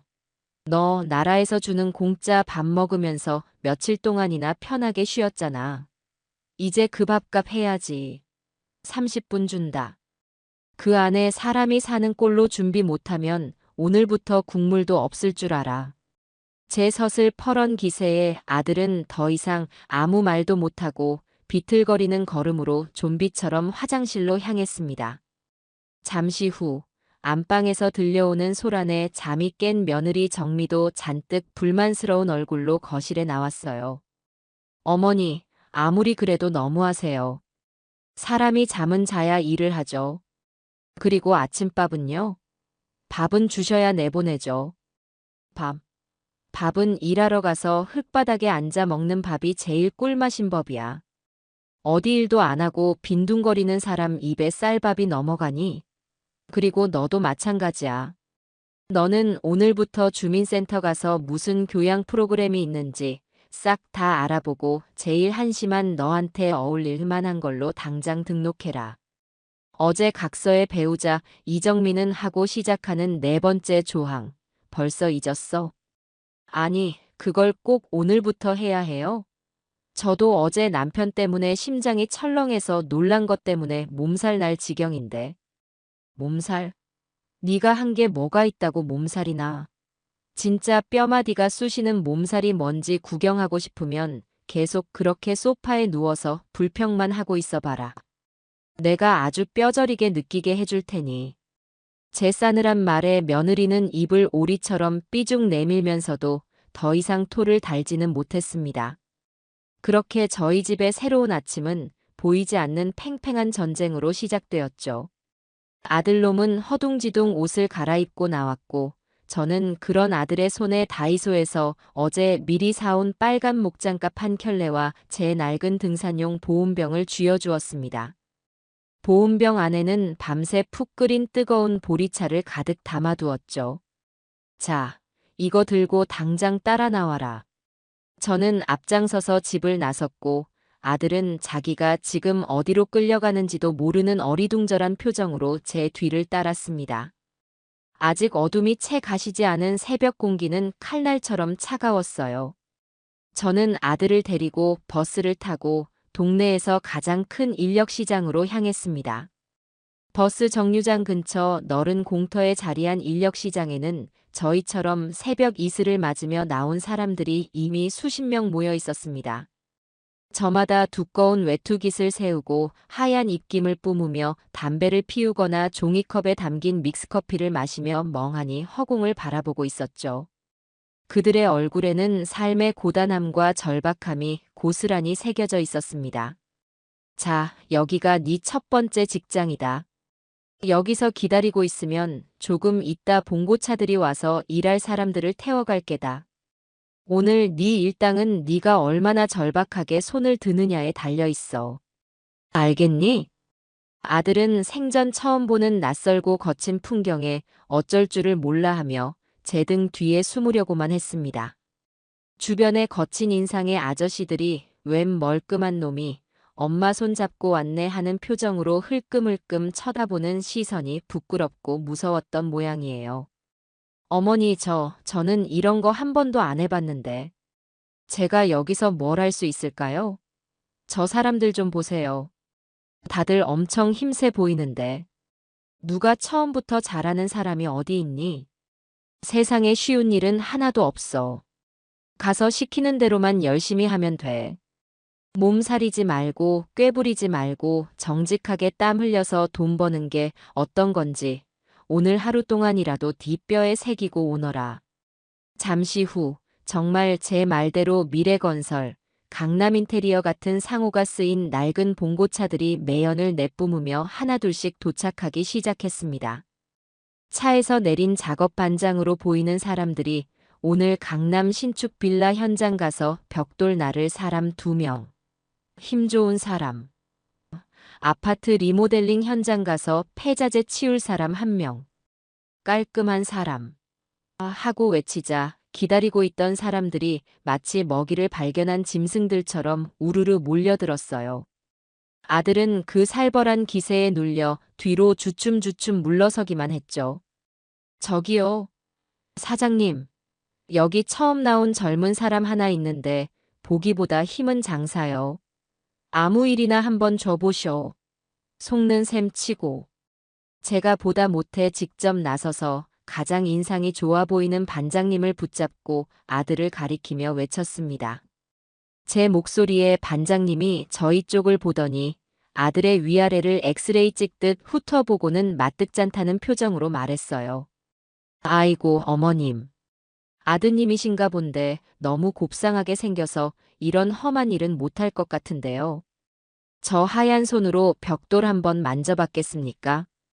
비실비실해 보여서 어디 가서 다치기라도 하면 저희만 곤란합니다. 걱정 마쇼. 보기보다 튼튼하고 책임감도 강한 놈이니까. 오늘 하루만 써보고 영 아니다 싶으면 내일은 안 보내면 될 거 아니오. 한번 믿어보쇼. 제 우격다짐과 간절한 눈빛에 그리고 다른 일할 사람도 마땅치 않았는지 반장님은 에휴, 어머니 성의를 봐서 제가 오늘 한번 데리고 가보겠습니다 하며 마지못해 고개를 끄덕였습니다. 알겠습니다. 그럼 일단 타라고 하세요. 오늘 일당은 12만 원이고 거기서 소개비 1만 원 떼고 11만 원, 저녁에 일 끝나면 현금으로 드릴 겁니다. 저는 아들의 등을 세게 떠밀며 말했습니다. 들었지? 가서 죽었다 생각하고 열심히 하고 저녁에 돈 받아오면 나한테 제일 먼저 가져와야 한다. 중간에 힘들다고 도망치거나 딴 생각 품으면 그땐 정말 끝인 줄 알아. 아들은 거의 울상이 된 얼굴로 마치 도살장에 끌려가는 소처럼 마지못해 봉고차에 올라탔습니다. 차가 떠나고 저는 그 자리에 한참 동안이나 서서 봉고차가 사라진 쪽을 먼지 바람 속에서 바라보았습니다. 잘 해낼 수 있을까요? 가서 다른 사람들한테 피해나 주지 않을까, 힘들다고 중간에 도망쳐 나오는 건 아닐까, 온갖 걱정이 들었지만 이내 고개를 저었습니다. 이제 저놈의 인생은 저놈 스스로 책임지고 헤쳐나가야 하는 것이었어요. 제가 해줄 수 있는 건 그저 이렇게 지옥의 문을 열어주는 것까지였죠. 집으로 돌아오니 며느리는 소파에 앉아 아침 드라마를 보며 훌쩍이고 있었습니다. 제가 들어온 것을 보고는 마지못해 텔레비전을 끄더군요. 너는 아직도 안 나가고 뭐 하고 있었어? 드라마 볼 시간은 있고 네 인생 바로잡을 시간은 없니? 아, 지금 가려고요. 주민센터가 몇 시에 문 여는지 인터넷으로 검색 좀 해보느라. 핑계는. 그놈의 스마트폰으로는 쓸데없는 것만 보지. 지금 당장 가서 알아봐. 그리고 오늘 안에 프로그램 등록하고 나한테 등록증 사진 찍어서 보내. 안 그러면 오늘부터 네 밥, 네가 직접 벌어서 차려 먹어야 할 줄 알아. 제 호통의 며느리는 결국 무거운 몸을 일으켜 밖으로 나갔습니다. 저는 텅 빈 집에 혼자 남아 대청소를 시작했습니다. 아들 내외가 어질러 놓은 옷가지들을 개고 먼지를 털고 바닥을 닦으며 제 마음속의 어지러운 생각들도 함께 정리하는 기분이었어요. 과연 제 이 혹독한 처방이 약이 될까요? 아니면 독이 될까요? 지금으로서는 그저 믿고 기다리는 수밖에 없었습니다. 오후가 되어 며느리에게서 문자 메시지가 왔습니다. 주민센터에서 운영하는 시와 함께하는 인문학 교실이라는 아주 거창한 이름의 프로그램에 등록했다는 내용과 함께 세상에서 가장 어색한 표정으로 찍은 등록증 사진이 첨부되어 있었죠. 저는 그 문자에 잘했다. 수업 빠지면 각서대로 이행한다. 단 2문장만 보내주었습니다. 저녁 시간이 다 되어도 아들은 돌아오지 않았습니다. 저는 혹시나 하는 마음에 현관문만 쳐다보며 애를 태웠어요. 그러다 밤 9시가 다 되어서야 현관문이 아주 조심스럽게 거의 기어 들어오는 소리와 함께 열렸습니다. 들어온 사람은 아들 기석이었어요. 아들의 모습은 그야말로 말이 아니었습니다. 온몸은 회색 흙먼지로 뒤덮여 있었고 얼굴은 해쓱하게 변해 있었죠. 머리카락은 땀에 젖어 이마에 미역처럼 달라붙어 있었고 걸음걸이는 천근만근 무거운 돌덩이라도 매단 것처럼 힘겨워 보였습니다. 저는 아무 말 없이 식탁을 가리켰습니다. 식탁 위에는 제가 미리 차려둔 저녁상이 있었죠. 따뜻한 밥과 시원한 콩나물국, 그리고 고등어구이와 제가 직접 무친 나물 반찬들이었습니다. 아들은 잠시 멍하니 저녁상을 바라보더니 이내 화장실로 가 한참 동안이나 손발을 씻고 나왔습니다. 그리고는 의자에 앉아 허겁지겁 밥을 먹기 시작했어요. 얼마나 배가 고팠는지 누가 보면 며칠은 굶은 사람처럼 고개를 한 번도 들지 않고 밥그릇을 싹싹 비웠습니다. 그 모습을 보니 마음 한구석이 또 짠해왔어요. 밥을 다 먹고 난 아들은 작업복 바지 주머니에서 꼬깃꼬깃하고 흙먼지 묻은 돈 봉투 하나를 꺼내 제 앞에 조심스럽게 내밀었습니다. 어머니 여기요. 봉투 안에는 10,000원짜리 지폐 11장이 들어있었습니다. 제 아들놈이 40평생 처음으로 제 힘으로 제 정직한 땀을 흘려 벌어온 피 같은 돈이었죠. 저는 그 돈 봉투를 말없이 받아들었습니다. 지폐에서는 아직도 낯선 흙먼지 냄새가 나는 것 같았어요. 오늘 어땠니? 할 만했어. 제 질문에 아들은 한참 동안이나 말이 없었습니다. 그러더니 나지막한 갈라진 목소리로 대답하더군요. 힘들었어요. 정말 죽을 만큼 힘들었어요. 아침부터 저녁까지 시멘트 포대를 날랐는데 나중에는 팔이 제 팔이 아닌 것 같았고 점심으로 먹은 밥은 무슨 맛이었는지 기억도 안 나요. 모래를 씹는 것 같았어요. 같이 일하는 아저씨들이 저보고 새님이라고 비실거린다고 막 뭐라고 하는데 아무 대꾸도 할 수가 없었어요. 정말 제가 너무 한심하고 부끄러워서. 아들의 목소리가 점점 더 떨려왔고 고개를 푹 숙인 어깨가 작게 들썩였습니다. 그런데 이상해요, 어머니. 몸은 이렇게 부서질 것처럼 힘든데 마음은 이상하게 편하네요. 빚에 쪼들릴 때도 어머니한테 돈 달라고 떼쓸 때도 느껴보지 못했던 그런 이상한 기분이에요. 평생 처음 느껴보는 기분이에요. 그 말을 하는 아들의 눈에 아주 작은 물기가 어리는 것을 보았습니다. 저는 아무 말 없이 아들의 투박해진 어깨를 두어 번 토닥여 주었습니다. 그리고는 봉투에서 10,000원짜리 지폐 한 장을 꺼내 아들에게 건뵈습니다. 이건 오늘 네가 흘린 땀의 대가다. 오늘 하루 정말 고생했으니 이건 네 용돈으로 써라. 이걸로 내일 아침에 일하러 갈 때 따뜻한 커피라도 한 잔 사 마시거라. 아들은 잠시 망설이다가 이내 떨리는 손으로 그 돈을 받아들었습니다. 10,000원짜리 지폐 한 장을 마치 세상에서 가장 소중한 보물이라도 되는 것처럼 두 손으로 꼭 쥐는 모습을 보니 저도 모르게 눈시울이 뜨거워졌습니다. 그날 밤 저희 집에는 아주 오랜만에 어색하지만 평화로운 기운이 감돌았습니다. 그것은 아주 작지만 너무나도 분명한 변화의 시작이었습니다. 아들이 인력시장에 나가기 시작한 지 한 달이라는 시간이 흘렀습니다. 그동안 저희 집에는 아주 작지만 의미 있는 변화들이 조용히 쌓여가고 있었죠. 가장 큰 변화는 아침에 제가 더 이상 악을 쓰며 깨우지 않아도 아들놈이 스스로 새벽 5시에 일어난다는 것이었어요. 처음 며칠은 죽을 상을 하고 일어나더니 이제는 제법 익숙해졌는지 말없이 씻고 제가 타주는 보리차 한 잔을 마시고 다녀오겠습니다. 작은 목소리로 인사를 하고 집을 나섰습니다. 물론 그 한 달이라는 과정이 비단길처럼 순탄하기만 했던 것은 절대 아니에요.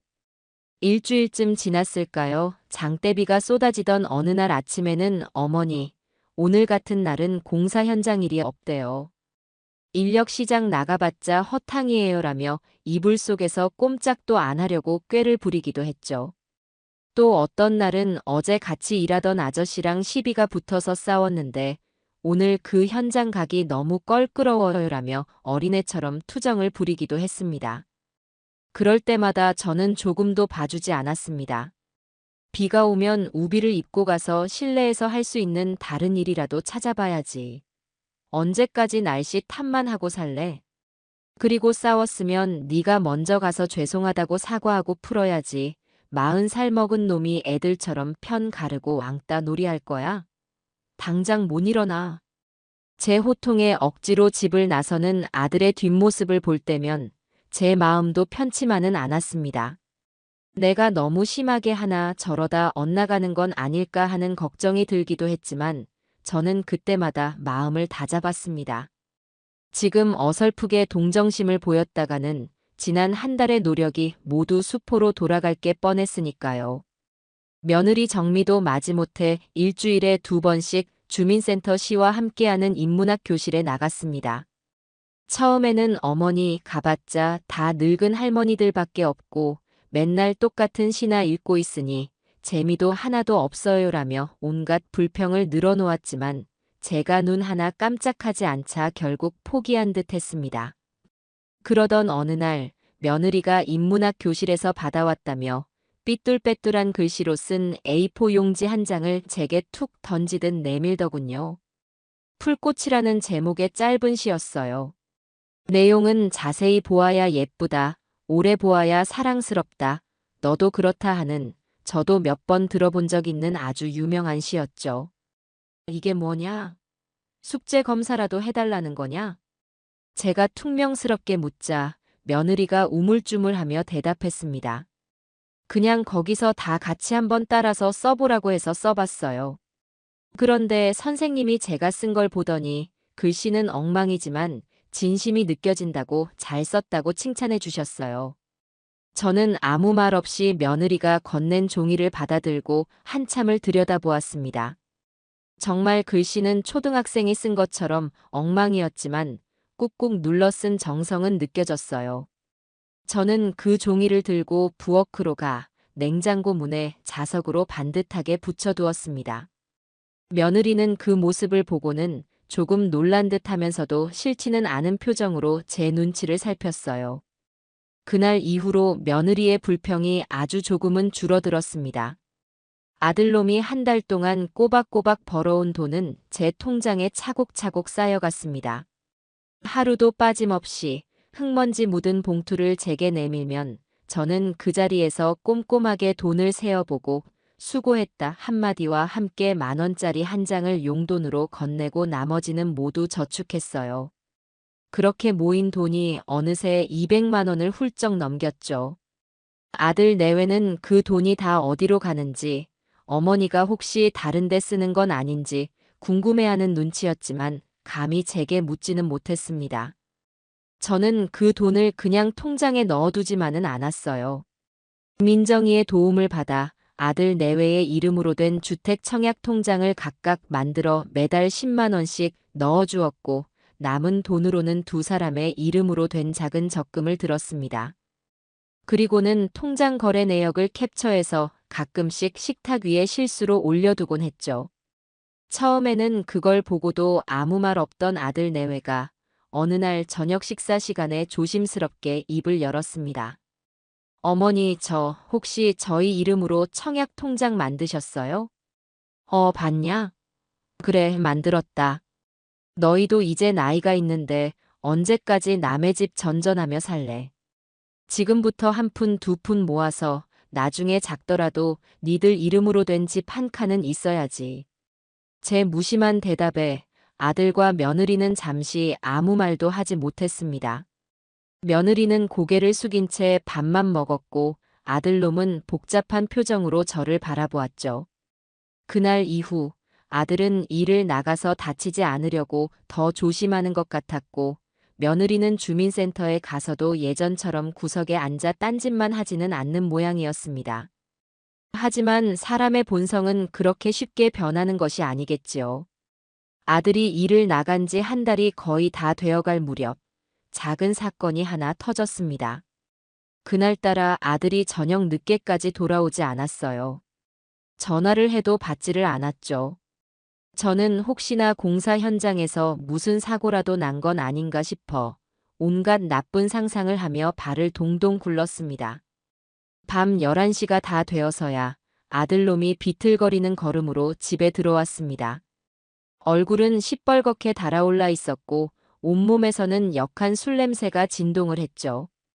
너 이놈의 자식, 이게 무슨 짓이야?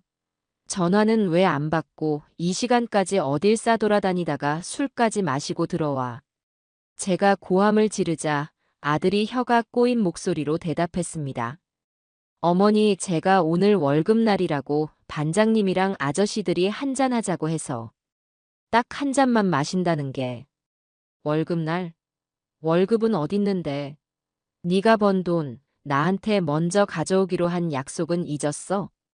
제 말에 아들은 그제야 생각났다는 듯 주머니를 뒤져 돈 봉투를 꺼냈습니다.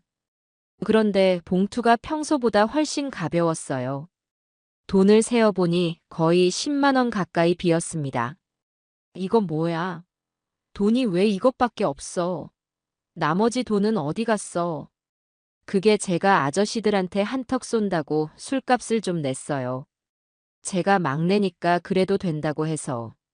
그 말을 듣는 순간 저는 이성의 끈이 툭 하고 끊어지는 것을 느꼈습니다. 저는 그 자리에서 돈 봉투를 아들의 얼굴에 집어 던졌습니다. 이런 철딱서니 없는 놈. 네가 지금 누구한테 한턱 쏠 형편이야. 네 빚이 얼마인지는 알고 있어? 니 마누라랑 너 내 집에서 공짜로 먹고 자는 건 생각 안 해? 그깟 사람들한테 잘 보이려고 네 가족들 등골 빼먹는 돈을 그렇게 함부로 써? 제 불호령에 아들은 술이 확 깨는 듯 그 자리에 무릎을 꿇고 고개를 숙였습니다. 며느리도 방에서 뛰쳐나와 어쩔 줄을 몰라 했죠. 저는 떨리는 목소리로 말했습니다. 당장 나가. 내 집에서 나가. 너처럼 책임감 없는 놈은 더 이상 내 아들로 생각 안 할란다. 니들이 지장 찍은 각서 내일 당장 변호사한테 보낼 테니 다시 구치소로 돌아갈 준비나 해. 제 말에 아들과 며느리의 얼굴이 새하얗게 질렸습니다. 두 사람은 제 발치에 엎드려 어머니 잘못했어요. 한 번만 용서해 주세요. 를 외치며 싹싹 빌었지만 저는 냉정하게 돌아섰습니다. 그날 밤 저희 가족은 다시 얼음장 같은 냉전 상태로 돌아갔습니다. 저는 안방 문을 걸어 잠갔고 아들 내외는 거실에서 뜬 눈으로 밤을 새워야 했죠. 아주 작은 불씨 하나가 지난 한 달 동안 겨우 쌓아 올린 공든 탑을 무너뜨릴 수도 있다는 것을 저희 가족 모두가 뼈저리게 깨닫는 밤이었습니다. 아들이 월급으로 술을 사 마시고 들어온 그날 밤, 저희 집에는 살얼음판 같은 냉기가 흘렀습니다. 저는 안방 문을 걸어 잠근 채 한숨도 자지 못했고 아들 내외는 거실 소파에 앉아 뜬 눈으로 밤을 새운 모양이었습니다. 내가 너무 심했나, 그래도 처음 번 월급인데 하는 생각과 이번에 버릇을 단단히 고치지 않으면 또 같은 실수를 반복할 것이라는 생각이 밤새 제 머릿속에서 싸웠죠. 다음 날 아침, 저는 평소보다 더 차가운 얼굴로 거실에 나갔습니다. 아들 내외는 제 눈치만 살피며 어쩔 줄을 몰라 했어요. 저는 아무 말 없이 전날 밤 아들이 제 얼굴에 던지다시피 했던 돈 봉투와 냉장고에 붙여두었던 며느리의 풀꽃이, 그리고 제가 그동안 몰래 관리하던 아들 내외의 청약 통장과 적금 통장을 들고 와 식탁 위에 올려놓았습니다. 이기석, 이정미. 너희 둘 다 이리 와서 앉아라. 제 서늘한 목소리에 두 사람은 마지못해 식탁 의자에 앉았습니다. 저는 통장들을 두 사람 앞에 내밀며 말했죠. 이게 뭔지 아니? 너희가 지난 한 달 동안 땀 흘려번 돈으로 내가 너희 이름으로 만들어준 통장들이다. 너희는 내가 그 돈을 다 떼먹는 줄 알았겠지만 나는 너희가 나중에 작더라도 니들 힘으로 집 한 칸 마련하고 사람답게 살기를 바라는 마음에서 이렇게 차곡차곡 모으고 있었다. 통장의 거래 내역을 확인한 두 사람의 눈이 동그랗게 커졌습니다. 특히 며느리는 믿을 수 없다는 표정으로 통장과 제 얼굴을 번갈아 쳐다보았죠. 그리고 이건 네가 어제 번 돈이다. 고작 하룻밤 술값으로 네 마누라가 배울 수 있었던 시 한 편의 값어치와 니들 미래의 집 한 칸의 벽돌 몇 장을 날려버린 돈이야. 그 돈이 그렇게 아깝지 않았니? 제 말에 아들은 고개를 푹 숙인 채 아무 말도 하지 못했습니다. 어깨가 잘게 떨리는 것을 보니 울고 있는 것 같았어요. 어머니, 제가 정말 생각이 짧았어요. 죄송해요. 정말 면목이 없습니다. 됐다. 사과는 그만해라. 이제부터가 중요하니까. 너 오늘 인력시장 나가지 마라. 제 말에 아들이 고개를 번쩍 들었습니다. 네. 왜요, 어머니? 저 일 나가야 하는데. 오늘은 일 나가지 말고 나랑 같이 갈 데가 있다. 너희 둘 다 당장 씻고 옷 갈아입어. 저는 두 사람을 데리고 집을 나섰습니다. 저희가 향한 곳은 버스를 두 번이나 갈아타야 하는 도시 외곽의 한 공원이었습니다. 그 공원에는 나라를 위해 싸우다 돌아가신 분들을 모셔놓은 현충탑이 있었죠. 저는 현충탑 앞에 아들 내외를 세우고 국화꽃 두 송이를 각각 손에 쥐어주었습니다. 여기가 어딘지 아니? 나라를 위해서 그리고 자기 가족을 위해서 목숨까지 바친 분들이 잠들어 계신 곳이다. 저분들에 비하면 네가 어제 흘린 땀방울이나 내가 겪은 고생은 아무것도 아니야. 그런데 너는 고작 동료들한테 잘 보이고 싶다는 그 알량한 자존심 때문에 네 가족의 미래를 팔아넘기려고 했다. 부끄러운 줄 알아야지. 제 숙연한 말에 아들과 며느리는 아무 말 없이 현충탑을 향해 고개를 숙였습니다. 저희는 한참 동안이나 그곳에 서서 묵념을 했습니다. 시원한 가을바람이 저희의 어지러운 마음을 조금은 씻어주는 것 같았어요. 집으로 돌아오는 길, 아들이 조심스럽게 제게 말했습니다. 어머니, 저 오늘 현장 반장님한테 전화가 왔었어요. 뭐라고 하더냐? 어제 술 마신 거 가지고 뭐라고 하디? 아니요. 그게 아니라 제가 그동안 성실하게 일하는 걸 보고 반장님이 저를 좋게 봐주셨나 봐요. 앞으로는 인력 시장 안 나오고 바로 자기 팀으로 들어와서 정식으로 일해보지 않겠냐고. 이건 이번 달 남은 날짜까지 계산해서 미리 주신 가불금이라며 아까 봉투를 하나 주셨어요. 아들은 주머니에서 하얀 봉투 하나를 꺼내 제게 내밀었습니다. 평소에 받아오던 누런 일당 봉투가 아니었어요. 봉투 위에는 미래건설이라는 글씨가 인쇄되어 있었죠. 이게 정말이냐? 네. 그래서 더 죄송해요. 반장님은 저를 이렇게 믿어주시는데 저는 어제 그런 한심한 짓을 했으니. 저는 봉투를 열어보았습니다. 안에는 50만 원이라는 제법 큰 돈이 들어있었어요. 40평생 처음으로 아들놈이 누군가에게 인정을 받고 직장이라는 것을 구한 순간이었습니다. 저는 저도 모르게 가슴이 뭉클해지는 것을 느꼈지만 애써 태연한 척하며 말했습니다. 그래, 잘 됐다. 하늘이 너한테 마지막 기회를 한 번 더 주시는구나. 이제 시작이야. 앞으로 더 열심히, 더 정직하게 살아야 한다. 알았지? 네, 어머니. 정말 열심히 할게요. 다시는 어머니 실망시켜드리지 않을게요.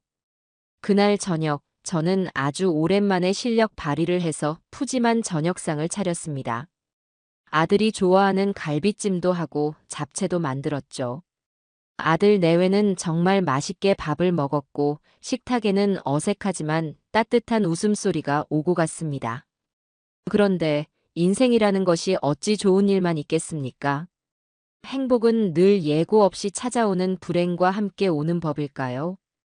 그렇게 평화로운 저녁을 보내고 며칠이 지난 어느 날 저희 집에 험상궂은 인상의 남자 두 명이 찾아왔습니다. 저는 인터폰 화면에 비친 낯선 얼굴들을 보고 문을 열어주지 않았어요. 누구세요? 여기 이기석 씨 댁 맞습니까? 저희는 희망캐피탈 대부에서 왔습니다. 이기석 씨가 저희한테 쓴 돈이 있는데 몇 달째 이자 한 푼 갚지를 않아서 직접 찾아왔습니다. 그 말을 듣는 순간 제 심장이 다시 한번 철렁 내려앉았습니다. 대부업체라니. 잊고 있던 과거의 그림자가 이제 막 한 걸음을 떼려는 아들의 발목을 잡으러 온 것이었죠. 저는 문을 열지 않은 채 침착하게 대답했습니다. 그런 사람 여기 안 삽니다. 잘못 찾아오셨어요. 아, 이 아줌마가 끝까지 오리발을 내미시네.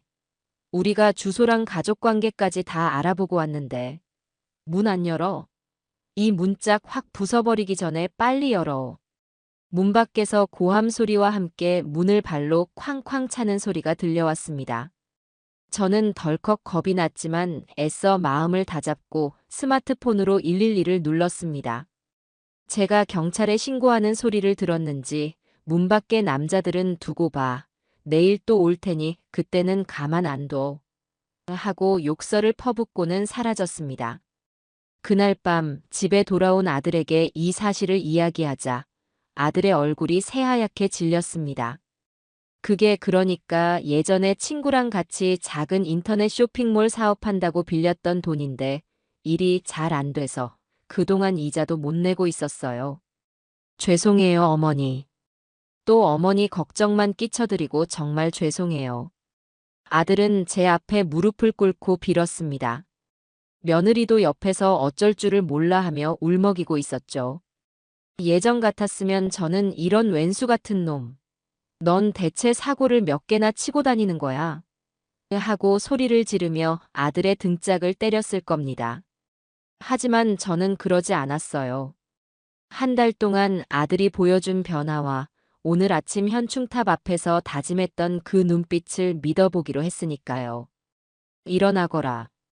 언제까지 그렇게 무릎만 꿇고 있을래? 그래서 빚이 전부 얼마인데? 원금은 2천만 원인데 이자가 눈덩이처럼 불어서 지금은 거의 3천만 원 가까이 될 거예요. 3천만 원. 제게도 그리고 이제 막 새로운 삶을 시작하려는 아들 부부에게도 너무나 큰 돈이었습니다.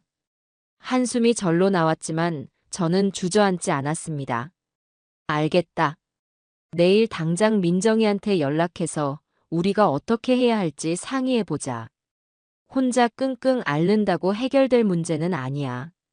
이제부터 무슨 일이든 이렇게 가족이 다 같이 머리를 맞대고 해결하는 거다. 알겠니? 제 말에 아들과 며느리는 고개를 들고 저를 바라보았습니다. 두 사람의 눈에는 놀라움과 함께 아주 희미한 희망의 빛이 어리는 것 같았어요.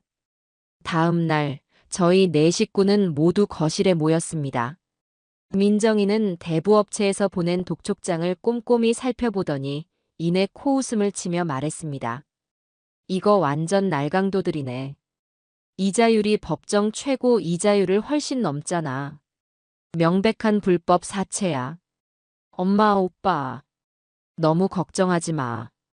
이건 우리가 정식으로 법적 대응하면 원금만 갚거나 심지어는 이자를 거의 안 낼 수도 있어. 내가 아는 변호사님 통해서 당장 내용 증명부터 보내고 채무 부존재 확인 소송까지 고려해 봐야겠어. 민정이의 똑 부러지는 말에 아들 내외의 얼굴에 조금씩 화색이 돌기 시작했습니다. 정말 그렇게 할 수 있어, 민정아? 그럼. 오빠는 그냥 하던 대로 매일 성실하게 건설 현장 나가서 일이나 해. 쓸데없는 걱정하지 말고. 나머지는 엄마랑 내가 알아서 할 테니까. 대신 이번 일이 잘 해결되면 오빠가 번 돈으로 변호사 수임료랑 갚아야 할 원금, 아주 10년이 걸리더라도 꾸준히 갚아나가야 해. 할 수 있겠어? 응, 할 수 있어. 정말 뭐든지 다 할게. 고맙다, 민정아. 그리고 죄송해요, 어머니. 아들은 아주 오랜만에 자신감 넘치는 목소리로 대답했습니다. 저는 그 모습을 보며 조용히 미소를 지었습니다. 위기는 때때로 뿔뿔이 흩어져 있던 가족을 더 단단하게 묶어주는 기회가 되기도 하는 모양입니다. 저희 가족은 그렇게 또 하나의 거대한 산을 함께 넘을 준비를 시작했어요. 비록 그 길이 험하고 힘들겠지만 이제는 혼자가 아니라 함께이기에 저는 아무것도 두렵지 않습니다.